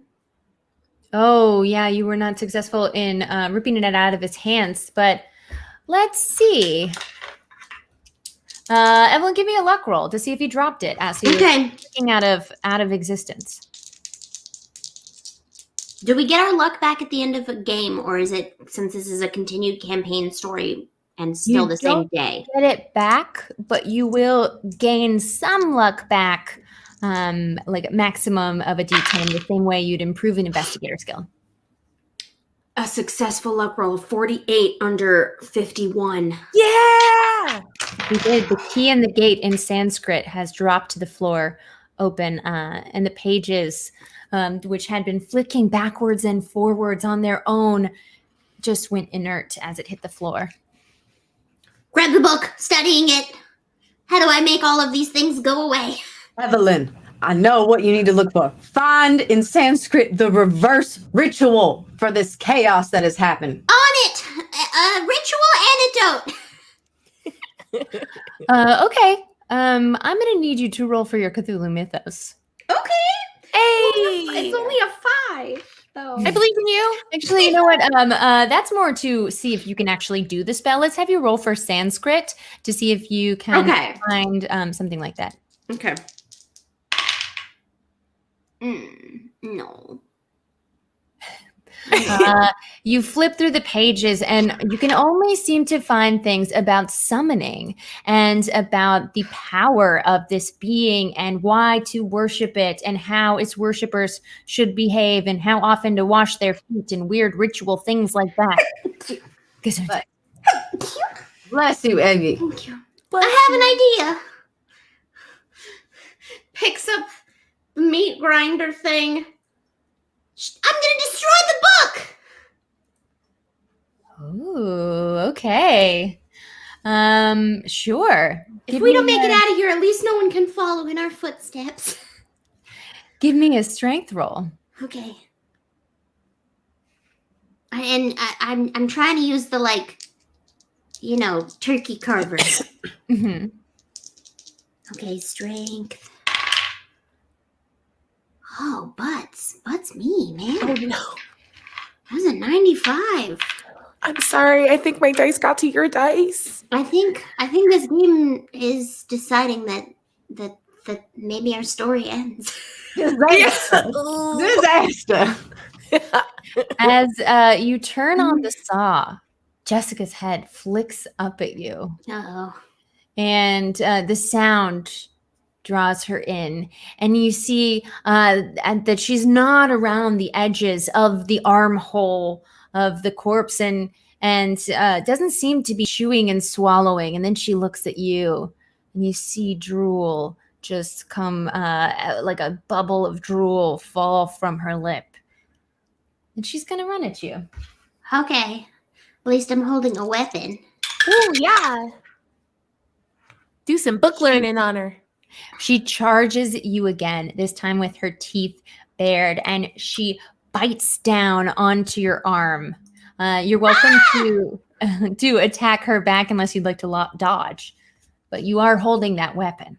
I would like to slice her. All right. Let's see. Instead of your fighting brawl, actually, you can give me your dexterity if you prefer, because she's right on you. Okay. If you maneuver quickly enough with this thing. Ha! 29! Absolutely. You take the whirring machine and you bring it down. Do arm, neck, head, arm? I'm gonna One go for arm, the two head. legs. I don't know what the anatomy is, no matter how many times I've tried. All right, she's clamped down on your arm, and you go for the side on her cheek, the side of her face, and you do. How many damage did she do to me? Let's see. She is going to bite with. She doesn't have many teeth, but she bites in hard, and she does 3 damage to you. Whoa. Yeah, but you're able to do quite a bit to her. And as you cut into the flesh of her face, half of her face just peels away and just starts spurting. She doesn't have much blood, but it's a mixture of blood and black ichor and that weird goopy brown stuff that kept coming out of her sphincter the other day. And just the most disgusting rancid smell washes over you as she falls to the ground. And her legs start kicking up in the air. It looks like, a spider after it's been swatted and its legs still move. She doesn't seem completely dead, but she's not walking. Oh. Your arm is bleeding from the bite wound. I can only imagine the amount of bacteria that has just entered my bloodstream. There's a great deal of medical products in this room. There's sterilizers and alcohols and serums. Oh, yes. Gonna do that next. Evelyn, Yes. tell me, what do you need? What do you need? I'll get it. Here, take my handkerchief. Thank you. I was gonna suggest gauze. There's probably a lot of bacteria on that as well, as it's been in the world. Medical safe gauze. And antiseptic. I don't know what is. Tulip, can you give me a roll for first aid? Yes. And as you do, Cass, you start to calm down slightly as you look at your hands and see the damage you've done, and then notice that the room has become much more calm. Yes, Bactine was what they had back then. 28. Nice. On a 30. Excellent. Evelyn, you can heal 1 HP. Thank you. Tulip helps to bind your wound and treat it with Bactine that you found sitting on the shelf. Evelyn, Tulip, what happened? Cassidy. Ow! The universe created a sphincter and sucked the man inside. And Mr. then Corbitt's gone. But Evelyn is severely wounded, and we don't have a key outside of this, and that door in that closet over there is shaking. I'm at my wit's end. Oh. Can I look around now with like a clearer head? I want to find, first and foremost, something to block the closet door with. Like, can I roll the big like gurney, like the metal They table? actually already moved the entire metal cabinet with the refrigerator drawers at the base of it in front of the closet door. Oh, okay, I see that's done. Like, cool. Now I want to go back to my original idea of finding something heavy enough to like break off the doorknob, just to bypass the entire lock. Sure. Let's see. Give me. Let's see. There's just all kinds of small, like scalpels and surgical tools. There's the saw that's in Evelyn's hand. In terms of just like a big item, I don't know. What do you think would be down there? Cassidy, your gun. You do have a gun. I do have a gun, but I might be out of bullets because I've had a busy day. Take mine. Fine. And I pull out her much bigger, much cooler gun, and I would like to fire at the door, please. Sure. Give me a firearms roll.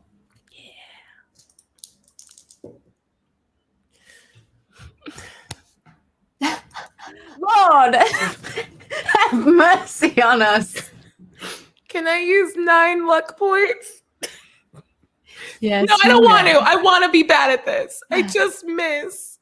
You Can I shoot just hand a back the hole gun? through the door next to the doorknob, and you can stick your finger in it.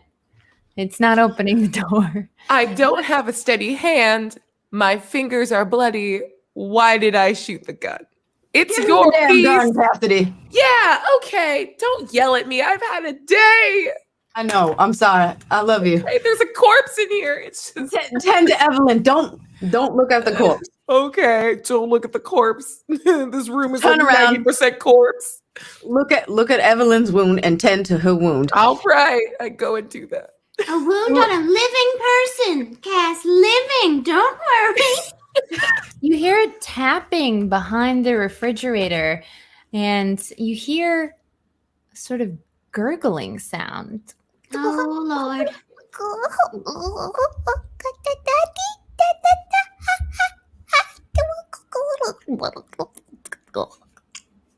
Oh, no. Oh, no. I'm having a horrible flashback to something that... What is his name again? Mr. Corbitt. I'm having a horrible thing he did.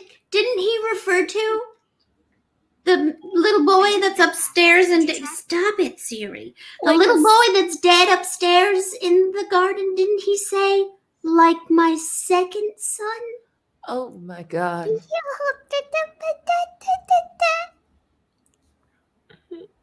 Ladies, I only have so many bullets. Yeah, Either that's make a fair. run for it, or we shoot the creature. I'm here for run for it, please and thank you. Tulip would like to try to shoot the handle of the door to try to break it. Give me a firearm shot. Roll. You know what I mean. Firearm. You have a 50. Okay. 70. Maybe it's your gun. Your bullet hits the metal knob and it ricochets and it hits the light fixture in the ceiling, which sort of sways back and forth, shining light in weird directions. While I'm patching up Evelyn, I just want to say, okay, the thing I'm going to say is going to sound really bad, but I'm quite practiced today at leaving small sons in rooms that I'm never going to think about again. Can we just try to go? Yes, my intention is to very much scoot. Cassidy, Evelyn, I'm trying. Can I attempt to shoot again? You shoot, I'll carve. I'm gonna just like send the meat cleaver through the like crack in the door. Okay. As we'll let Evelyn saw first through the crack in the door to saw through the metal deadbolt that turned. Give me a locksmith. Okay. Nice. Or rather, unless you have skill in locksmith. No. I own my home. I don't need to break in. Let's just call this a dexterity roll. Okay. Success. All right. You saw through the metal of the lock and it pops open just as Tulip's bullet goes off. And also knocks the doorknob off of its lock. So this thing is never going to lock again. And the door to the basement is open. The moment the door swings open, Cass is gonna put like 2 rounds through just into the closet. I just Good hope I idea, hit. Cass. Yeah. Tulip does the same. As they're exiting, they point their guns together at the closet Yep. and shoot together. Yeah. As you empty your barrels into the metal refrigerator, you hear them ping through the front of it. Some of them get caught in the door of the refrigerator. And you don't hear a crack of wood. You just hear pings into metal. All right. That just made me feel better, so I'm gonna go with that. Let's go. Okay. Before we exit, ladies, Yes. how about we set this place on fire? I was thinking the same thing. Evelyn, grab whatever Lord, chemicals Jessa. you know in this lab to be flammable. Cassidy, find a match. Yes. The great thing about chemistry, most of it is flammable. Just start breaking it. I want to look for a Bunsen burner. This Yeah. is a Oh, you know science right where it place, was. right? Yeah, Yeah. you saw him light it before. Yep. All right. Let's go. Okay, Cass lights the Bunsen burner after Evelyn has smashed all of the vials in the chemistry area. And they start to spark up in flame. There's a metal countertop, and it doesn't only the liquid on top catches, but then it starts to go over to the wooden shelving nearby, which starts to catch flame very quickly and start to burn. But, it doesn't happen instantly. You've just cracked these vials open, and the Bunsen burner has started to spread the flame. Okay.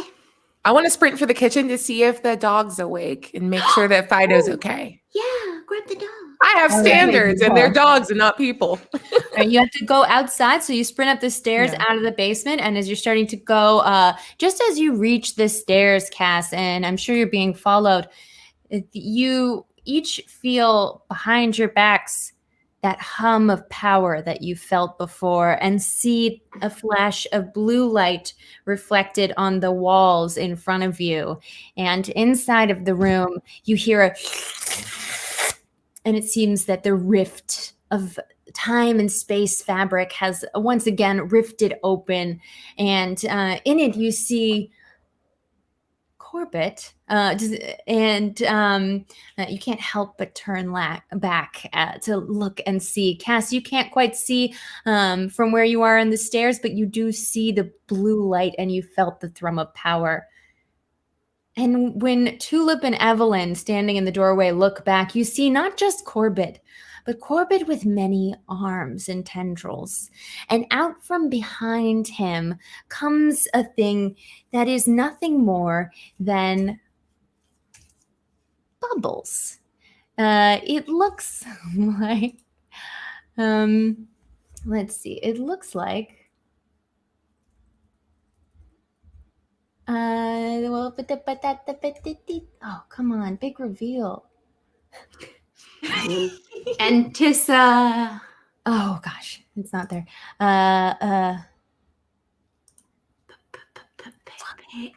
Hold on. Okay, you don't even Everybody hold your breath. worth it. There. Hold your breath. Oh, see it. there we go. Oh. Houston. Oh. Oh, that's not the bubbles I was thinking of. It's That like is not the happy bubbles I was thinking of. Yeah. Oh. globes and light with sort of a protoplasmic flesh joining them together. And these iridescent globes are blue and purple. You can see through them, and in each one, you see what looks like just infinite space inside the reflections of it. And it overwhelms your senses. Tulip and Evelyn, give me a sanity roll, please, as you see this thing standing behind a Corbitt that doesn't just have this thing coming with him, but has more arms than you would like. I made it by 1. You rolled a 3, Tulip? Wow. Oh, you're prepared.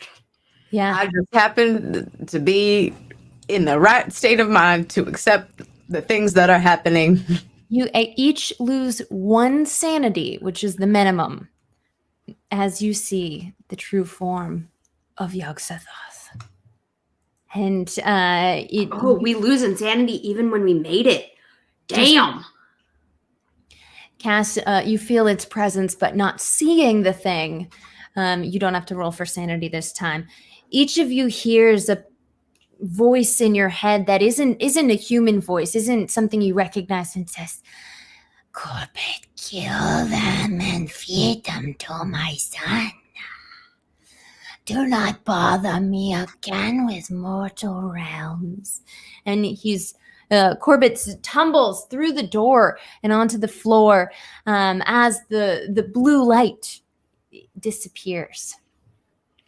And the fire starts to rage in the room. It started, as you threw the chemicals all over, they've gone onto the floor, and the whole room is getting hot.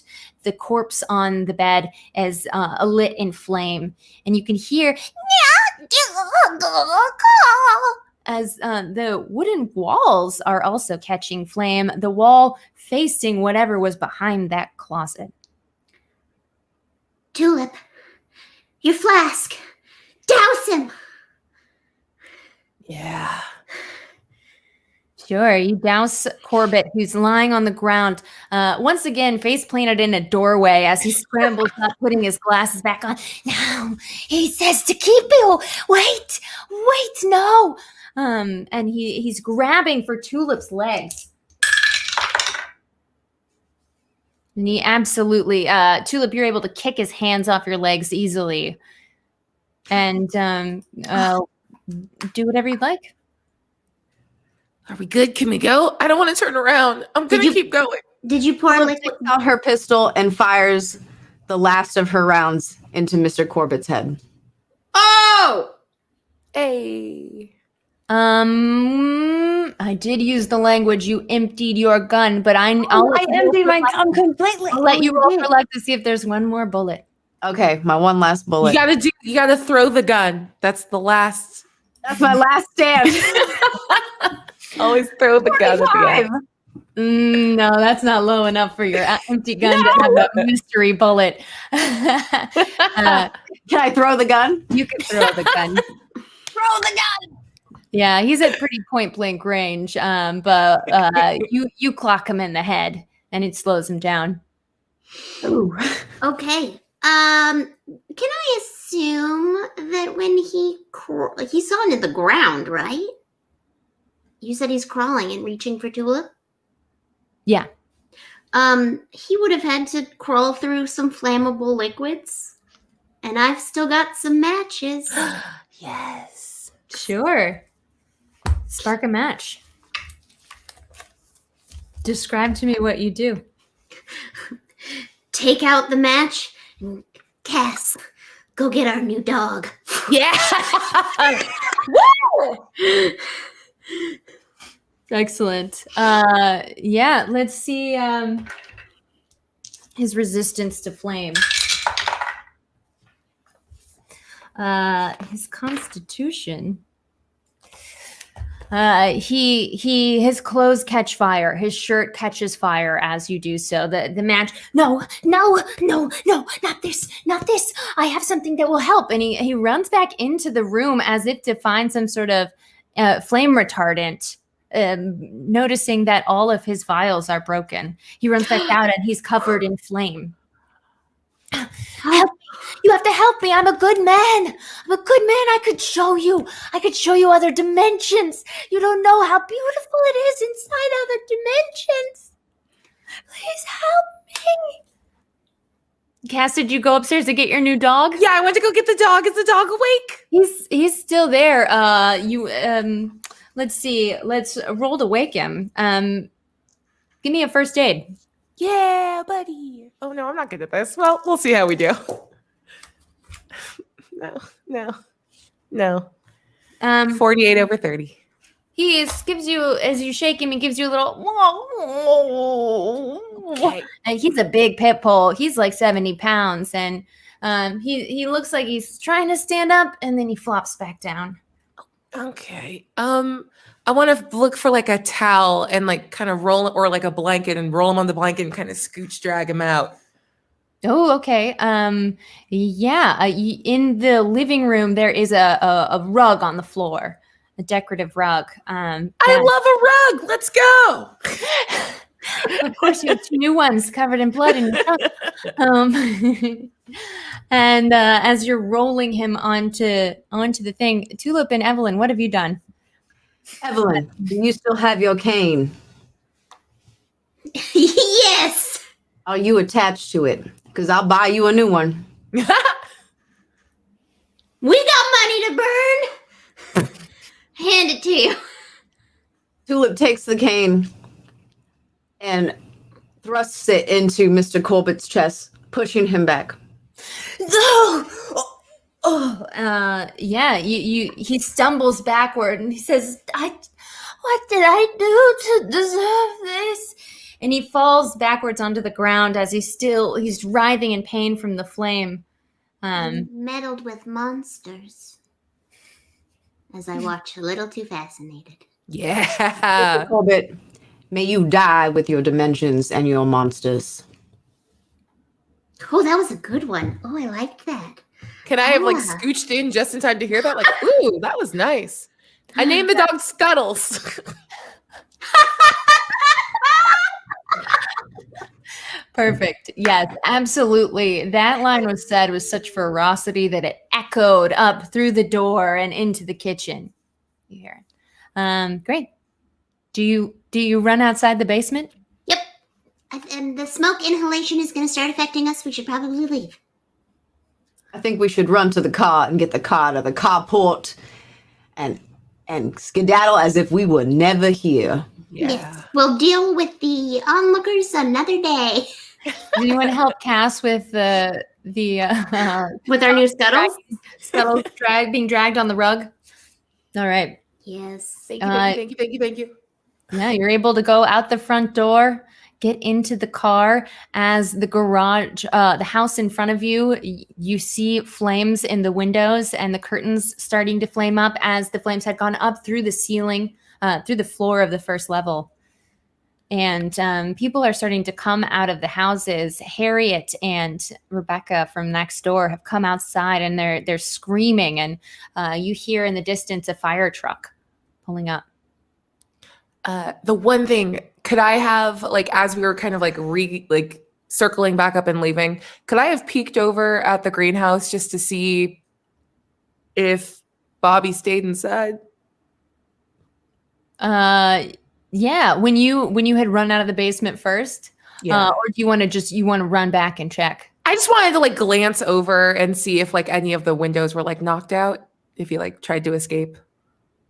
No, you slammed that door shut behind you to keep the gas in, and as far as you can tell, all the greenhouse is intact. Okay, I'll take that. That sounds like a win for your girl. And I go to the car. Question, is the greenhouse also going to catch on fire? Because that body needs to go. Well, I mean, those plants are wild. Yeah, there's a chance he's already been it. Yeah. And also, that one was killed by a plant. Yeah, that's We have not no us. hand in that. Mm-hmm. Should we be not leaving the front? Are people looking at us? What's Is there an happening? alleyway? We're going. can It's take? fine. That's a car. tomorrow problem. Is Is there any way we can leave without being seen? You've already been seen by Ms. Harriet Hart and Rebecca Wallace that have come outside their house next door. Okay, great. Then they've already seen us, so I'm gonna start waving my hands frantically like a frail woman, and say, because Mr. Corbitt is a pretty famous botanist, right? And like chemist-ish. Those are his hobbies. He's known as an importer, exporter. But around town, he like delivers like food for everyone, right?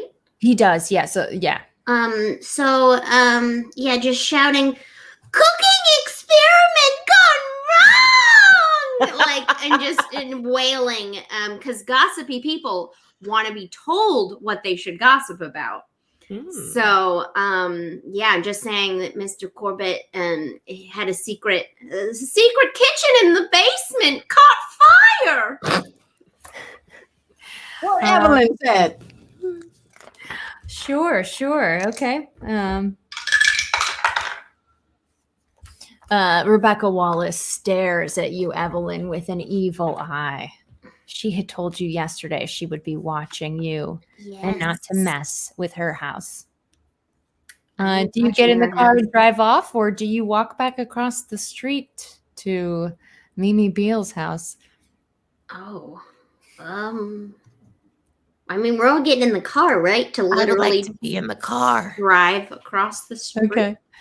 No, you can go anywhere you want to go. All right. Okay. Yeah.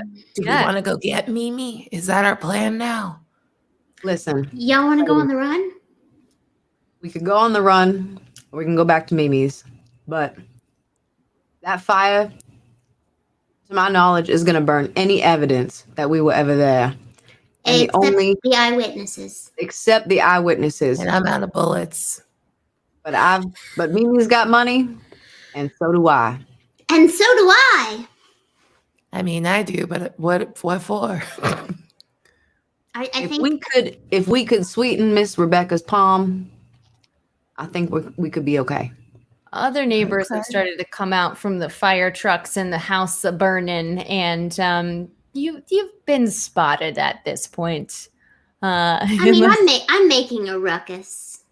Yeah. And now I'm on I'm just spewing anything I can think. Just we were driving by and the door was open and we called out and she just keeps yelling like that.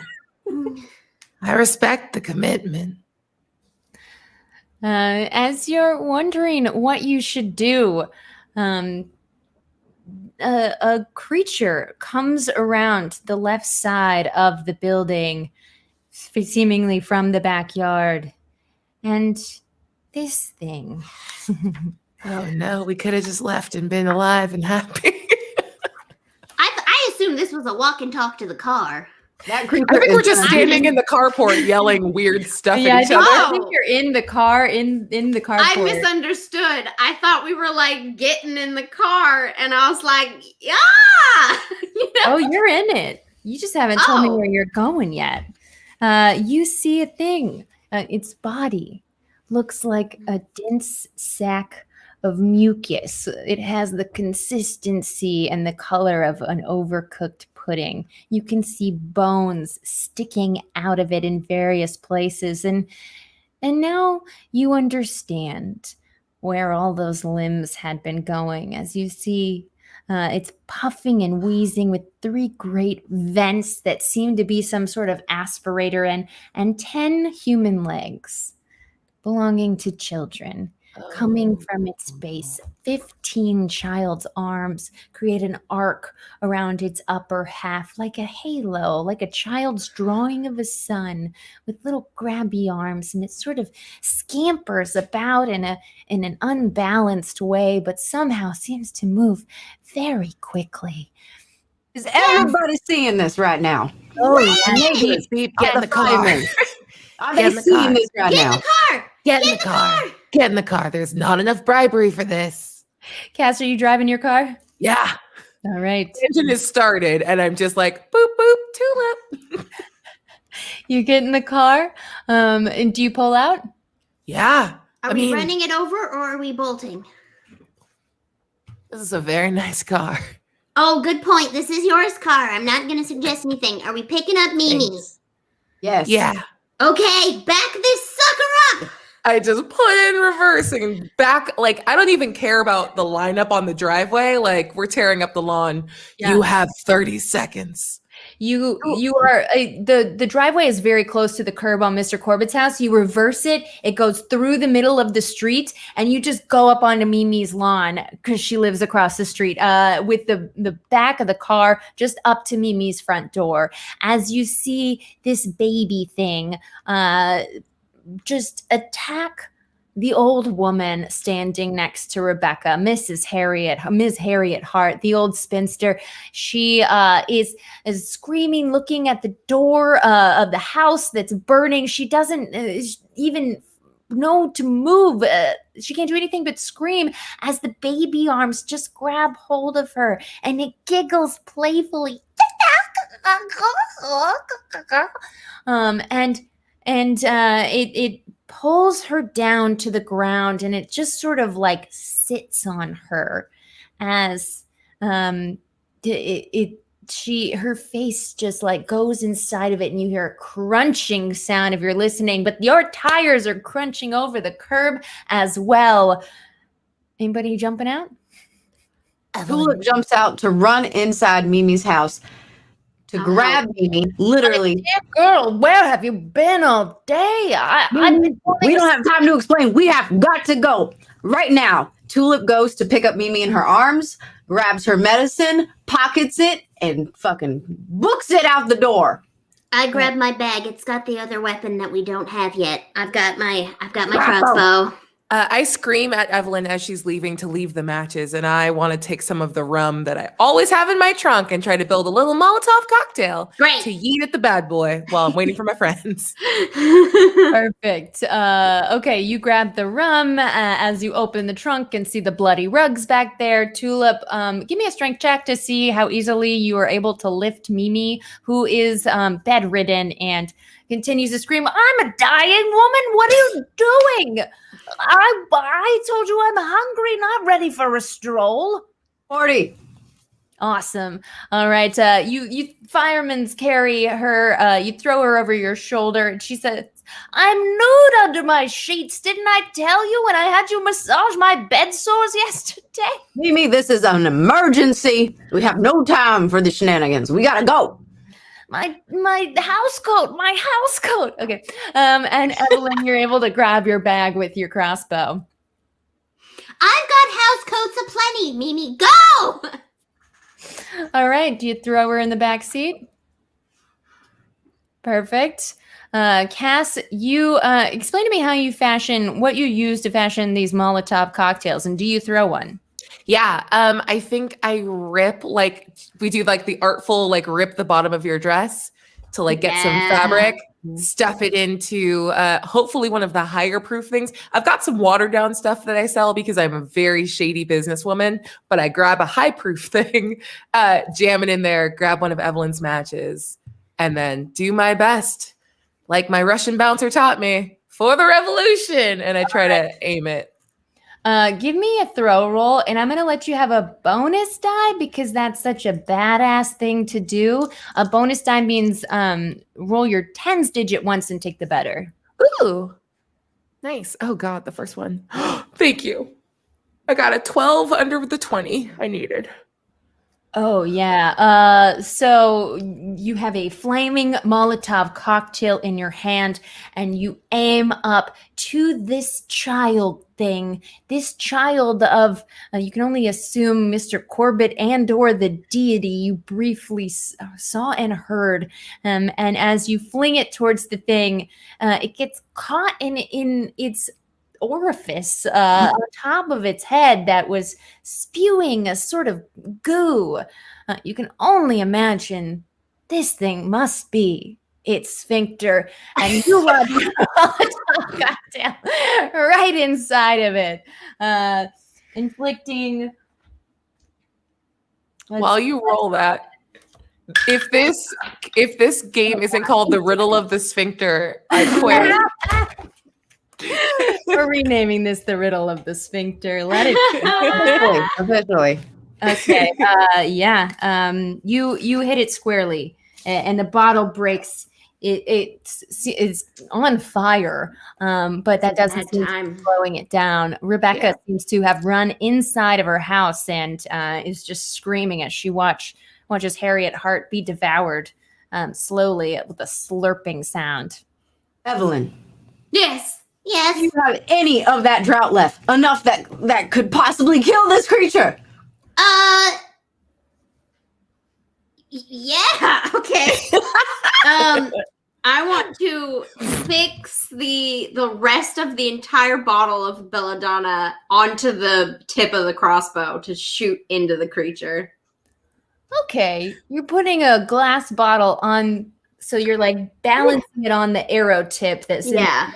Well, like, can I just like attach it with like a bit of string or something? Oh. Or even just like dip it in there. I mean, Take a cloth, wrap it around the arrow. Cloth. Soak the cloth, wrap it around the arrow, and shoot that thing. Yeah. Do you rip your own clothes, or do you see that Cass already ripped her dress and takes I go and take a little bit of your dress, Cass. Okay. Well, be thankful I have very good legs, and I just like lean in.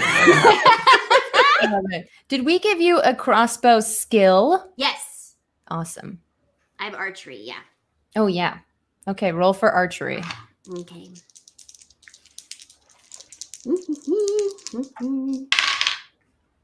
Okay. I'm gonna put 2 luck points into it. And then I'll roll 1d8. A 6. You succeeded on your archery? Okay. Yes, if I pay 2 luck points. All right. Pay 2 luck. And then you're trying to put this thing to sleep with the belladonna. Well, I mean, we're trying to overdose it. So I think we're trying to kill it. That's my intention. To kill it, to burn it with fire and pump it full of a poisonous plant. Yeah, you hit. Give me a roll just for the crossbow, the 1d8 of damage it does. Yes, 6. Oh, thank you. Sorry, that's what you said. Awesome. Yeah, you lodge the crossbow into its it's hard to say chest. It's sort of like just an oval shaped thing with many legs and many arms, but right into its core. You plunge the crossbow and it rocks back and forth and just seems to sit down on top of what you can only assume is now the corpse of Ms. Harriet Hart. And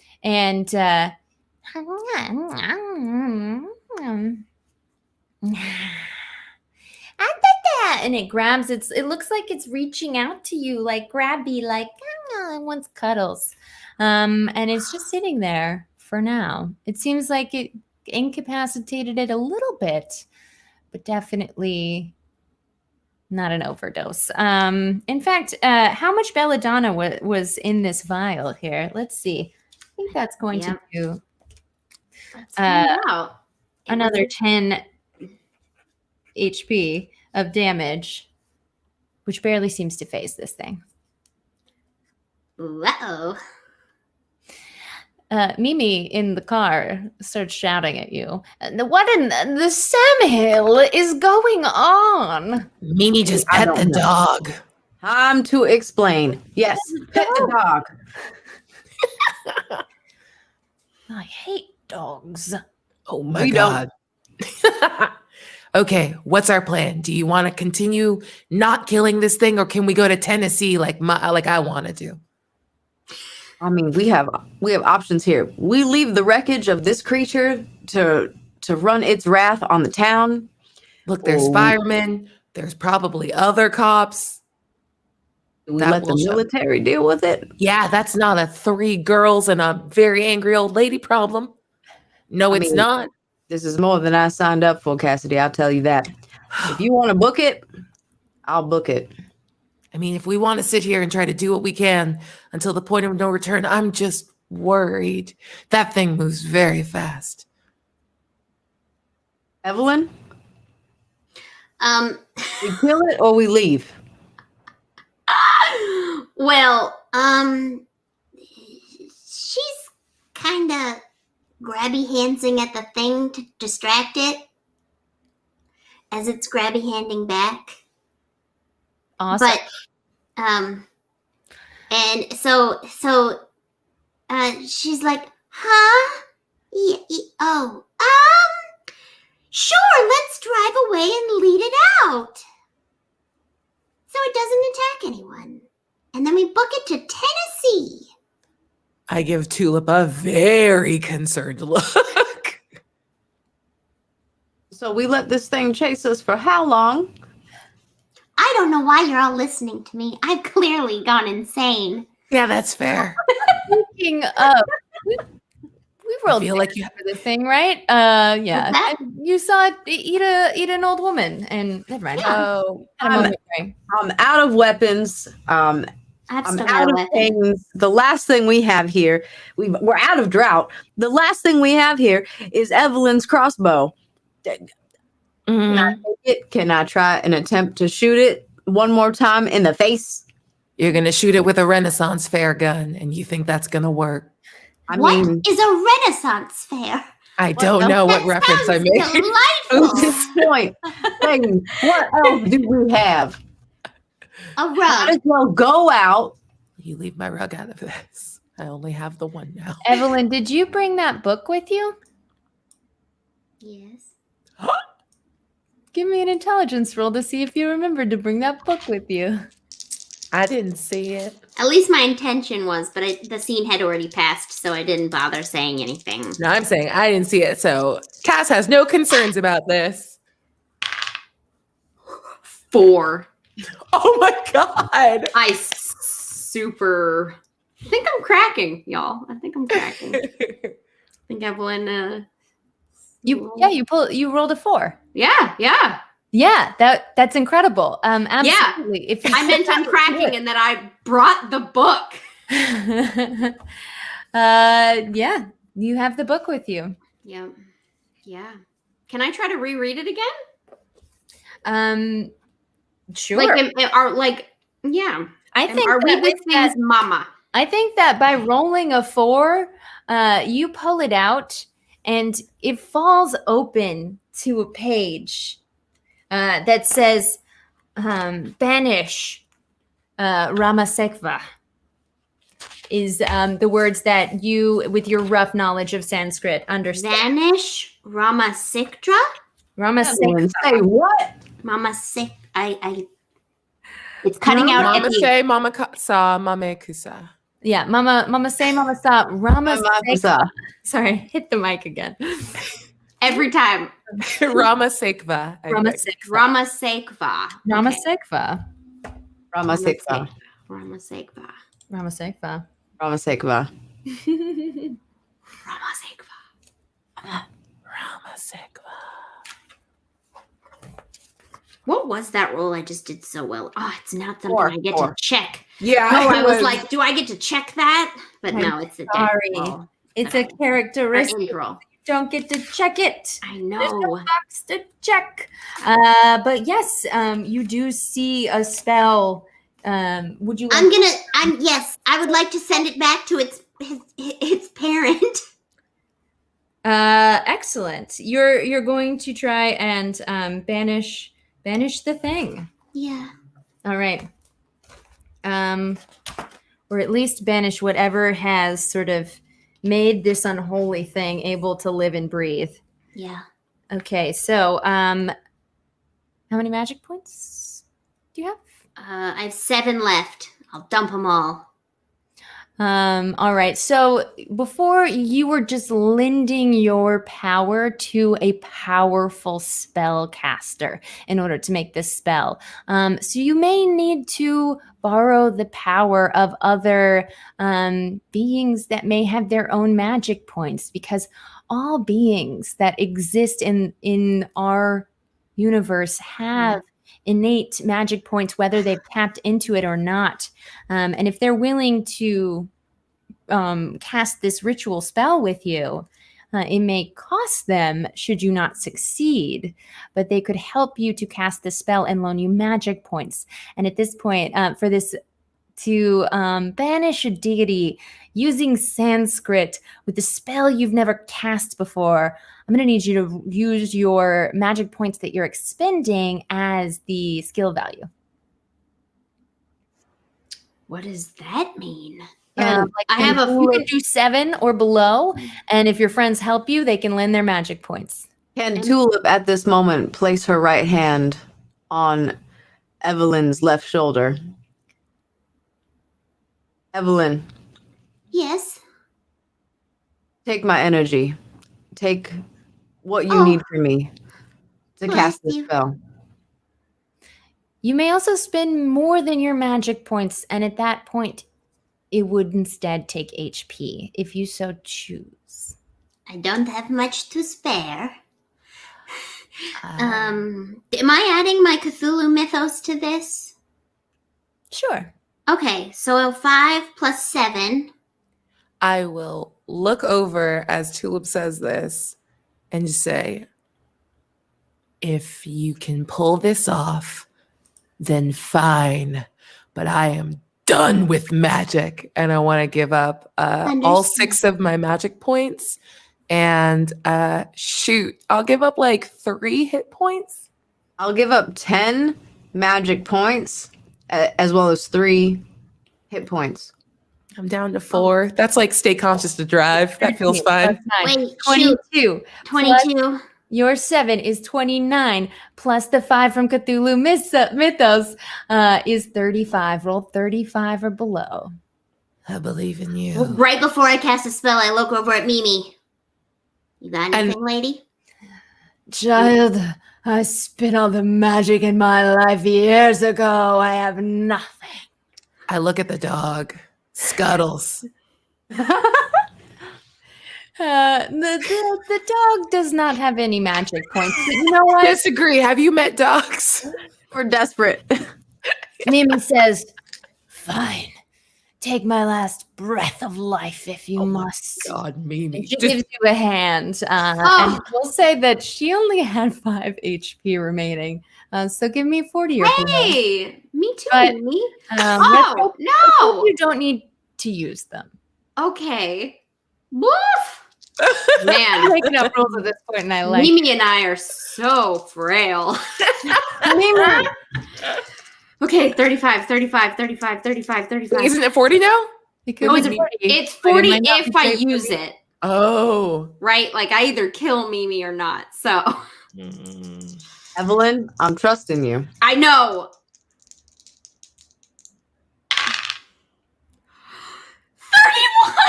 31. Mimi yanks her hand back at the last second. You really think I'd do something like that? Love Mimi. You feel the blue glow not just surround the 3 of you, but you feel it deep within you. And for a moment, all 3 of you don't see this formerly quaint street anymore. You see yourselves floating in a white abyss. There's nothing, there's no way to even gauge distance. You're floating in nothingness.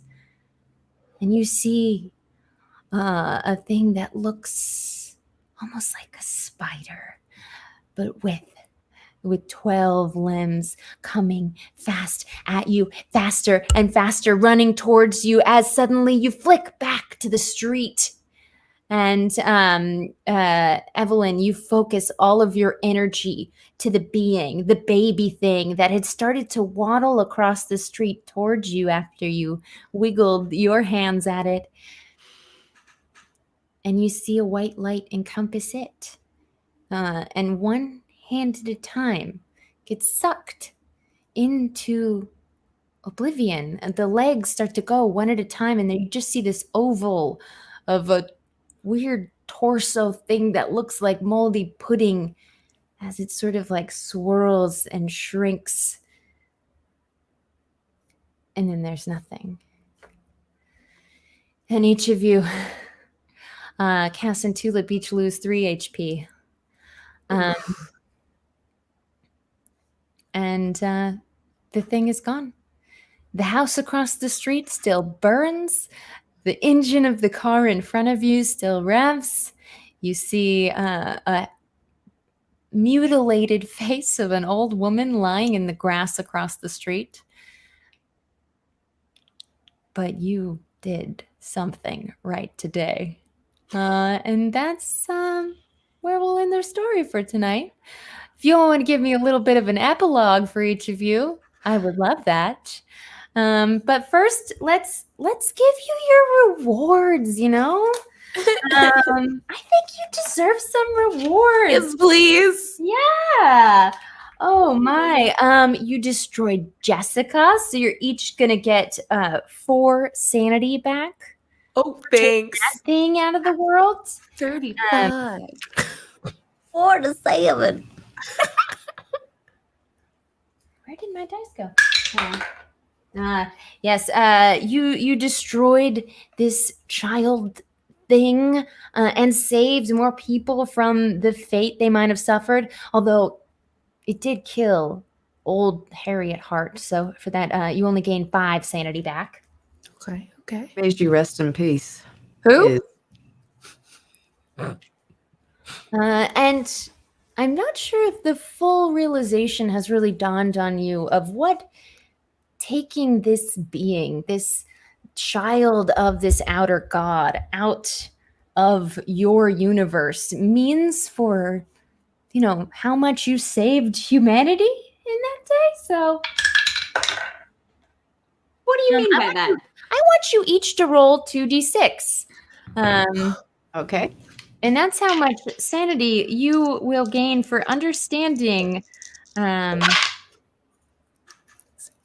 many people you may have saved and how on an existential level this thing may have represented an even bigger threat than just the murdering of people with its weird mouth thing. All right, I got 6 back. Okay. Tulip got a 3 and a 3. Same. Awesome. Oh, I got Evelyn? a 5 and a 1. Love it. All 6. Okay, great. And then Cass, What was that for? What are we getting back? What?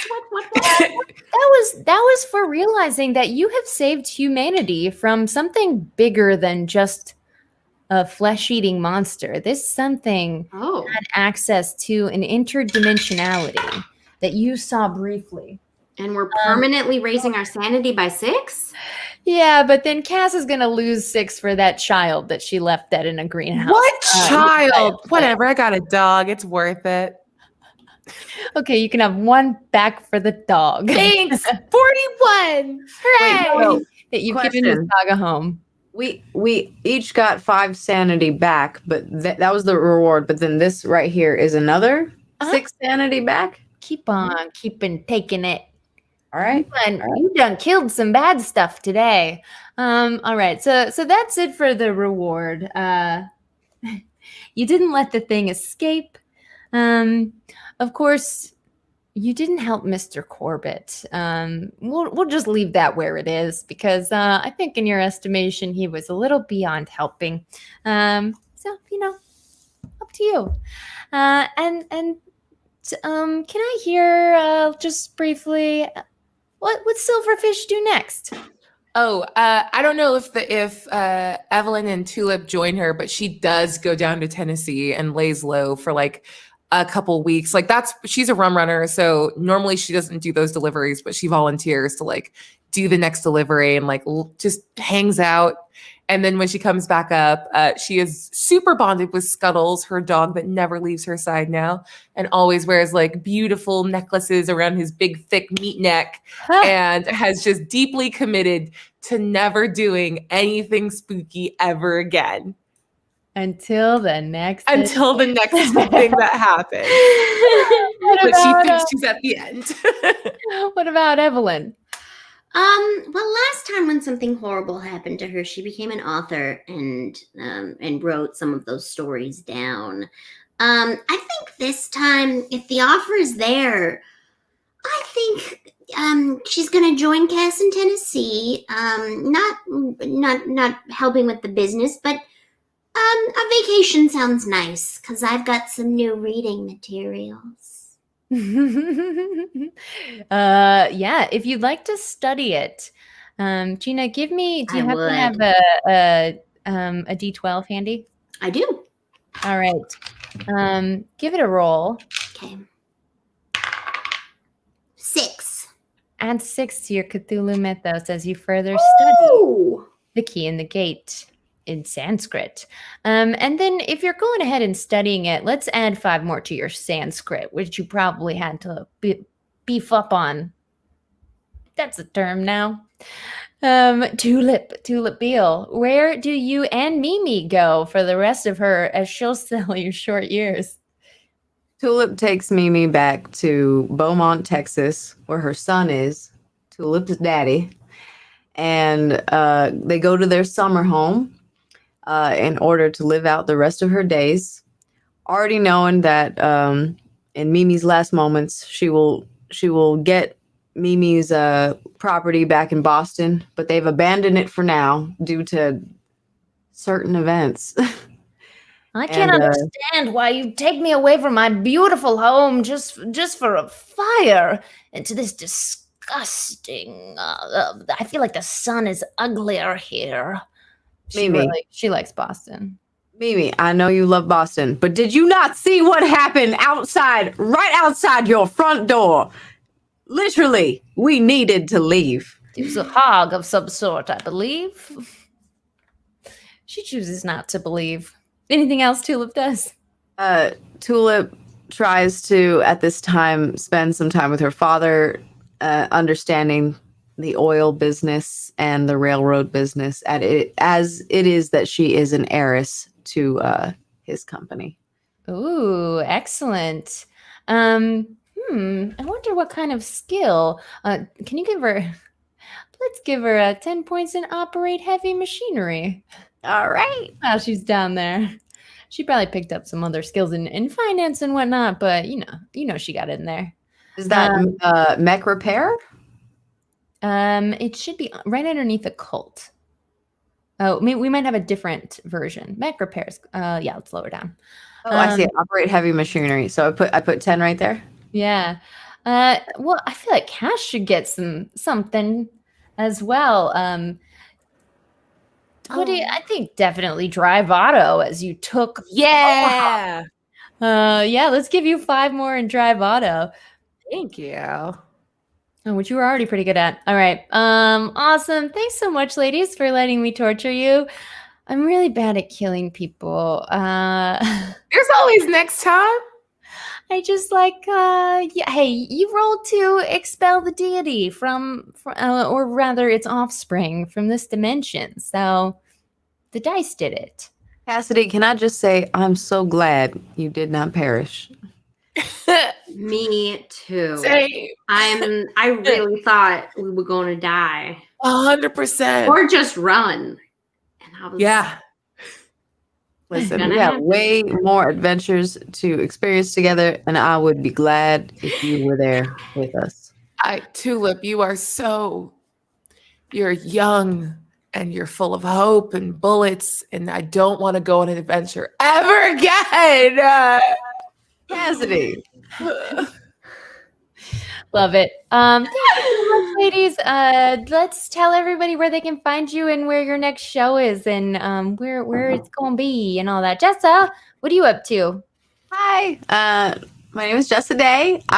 You can find me on my Twitch channel at twitch.tv/Jessa Day, as well as Instagram and all over the internet. That's me. The last Saturday of every month, I'm on Void Cat Gaming playing Aurora Bloom in a awesome homemade RPG, TTRPG, where I'm part of a group of gals with Erica Fermina and Rachel Seeley, and we it's called Occultation, and we fight ghosts and we solve mysteries together in the fictional town of Ash Falls.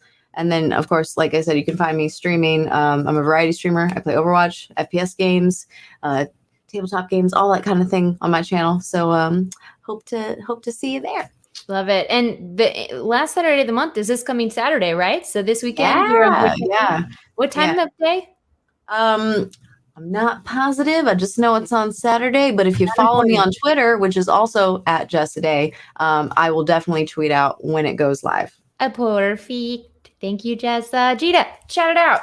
Yes, hello. You can catch both Aabria and I on Failed Save, which was shouted out at the beginning of this show. Pixel Circus, we do a really funny, just homebrew, as close to a home game, garbage, don't follow plot, have as much fun as possible game. And that's Failed Save with some really lovely people. Fridays at 6:30. Times are hard for us. Is it just Oh six? man, Time. is it 6? I think it's just 6:30? 6. It's 6. Okay, 6. I Maybe. can, it's hard. Do you know why it's hard? Because we all hop on at least an hour or an hour and a half earlier. So it's like I don't remember where we go live because I'm sitting there for much longer. Well, you're also a new actress. You're the I'm second. also brand new. I'm also brand new to the show. Okay, new. Gina is acting is fucking out of the world. Like, are you brand new? Yes. It's all And- covered in wrinkles, and when she doesn't do the wrinkles, it could be a different actress. I haven't figured it out. No, it's Brand new. I'm a new person. And then I'm not sure if it's been announced. It's casual. If it happens, I'm not saying it's going to happen or not. I think it's going to happen, but Friday again. I think around 12 noon Pacific time. Might be doing some crafting thing over on Steph Woodburn's channel. So, so stay tuned for any of that stuff. That is the goal. So we're gonna try to just hang out and just be together again. So because that was lovely. So not one of the official streams. Just want to chat and be with some people that we love. Love that. Chill and craft. I love it. Actually, I want to pop in for that. Aabria, where do we find you? You can follow me on social media at Quiddie, Quiddie, which is the easiest way to keep track of all of my stuff. Quidditch, because that's yeah. how I remember. Yeah, I liked the sport for nerds. Yay, sport. But every Thursday you can catch me at 1 p.m. on Roll20 apps channel doing a GM planning session along with my co-GM for Star Wars: A Desperate Gamble, which is a game that's going to be coming up in February, and we sit and talk and plot, and there's already people making fan fiction of our villains, and I'm so happy about it. Like, this game is a month away and people are like already like showing up for it. It's so exciting. That's so cool. I love how meta that is. But what if your players tune in? Are they just we yell at them like, no, don't. So honor system. How could they even watch if we tell them not to, right? Okay, well, now I'm just going to troll by watching and then finding your players and emailing them detailed synopsis of your villains. Just sending an email is something about the email. It's just like, it could be like a Discord message, but like type email. I just love the visual of Becca being like, I hope this spoiler finds you well. Oh God, that's evil. No one's giving chat ideas, but they're too pure of heart. They would never. On Friday, Friday in the early afternoon, before Failed Save, you can actually catch me over on Dice Envy's channel, which is where I work, and we do like a dice rollout stream and just hang out and talk. This Saturday, you can actually catch me on Patrick Rothfuss's channel at 12 p.m. Pacific for a Day of Remembrance Part 2, which is the second half of like our World Builders charity one shot. It's level 20 nonsense with Anna Prosser, Brendan Lee Mulligan, Sage from Failed Save, Taliesin Jaffe, and B. Dave Walters is running it, and it's so good and so fun and such What a a cast. character. Right? Love all those people. That's Oh, and Patrick Rothfuss, he's also there. It's on his channel. He gets to go there too. Yeah. And then on Mondays, you can catch me on D&D's Twitch channel playing Rhyme with the Frost Maiden with Chaos Initiative. You're doing so many awesome things, and they're all related to gaming, and I love it. It's I like so good. dice. They betray me, but I love them. Yay! Yeah, they really did betray you tonight, and it was so much fun for me when they do. I wish I had the courage to kill you. Someday I will. Someday I will. This is our bond. Just I me love whispering into your Catherine too ear. much. Sweet. I'm not gonna do my usual just chill and stream some games on Friday because we're doing a shoot, but I'm gonna play some Kaldheim, which is the brand new Magic the Gathering set tomorrow. Yeah, new set, all metal, so metal. Check out the new metal cards. And it actually there's a streamer pre-release today, but I couldn't do the streams because I need anyway. And then on Saturday, we're running a little board game stream here at noonish. It's called Skate the Card Game, and I have some amazing guests. Check Twitter to see that. Oh, okay. It's Critical Bard and Havana and Amy Dallin, and it's gonna be great. We're just playing a real silly little card game called Skate, and so it's like super skater bra. And then Stream of Blood Part 3, if you've been watching over on twitch.tv/Stream of Blood, is it was a journey to the center of the earth. And there may or may not, I may have like tried to seppuku myself in order to have an evil deity take over my body, but then like my friends were too good at being good and I didn't get to do it. Anyway, don't worry, I'll cause more trouble because that's what I do. And wow. Between the four of us, we play every single role-playing game that is on the internet. All of so there them. you go. All right, that's enough talking. Love you guys. Thanks for hanging out and playing with me. And thanks to everybody in chat. I love you all so much. And we'll see you later when I hit the buttons. Everybody keep waving. Just keep waving. No, wait, not that one. This one. And then this one. And then I have to find the yeah. This is going to be really worth it. Watch. There's so much.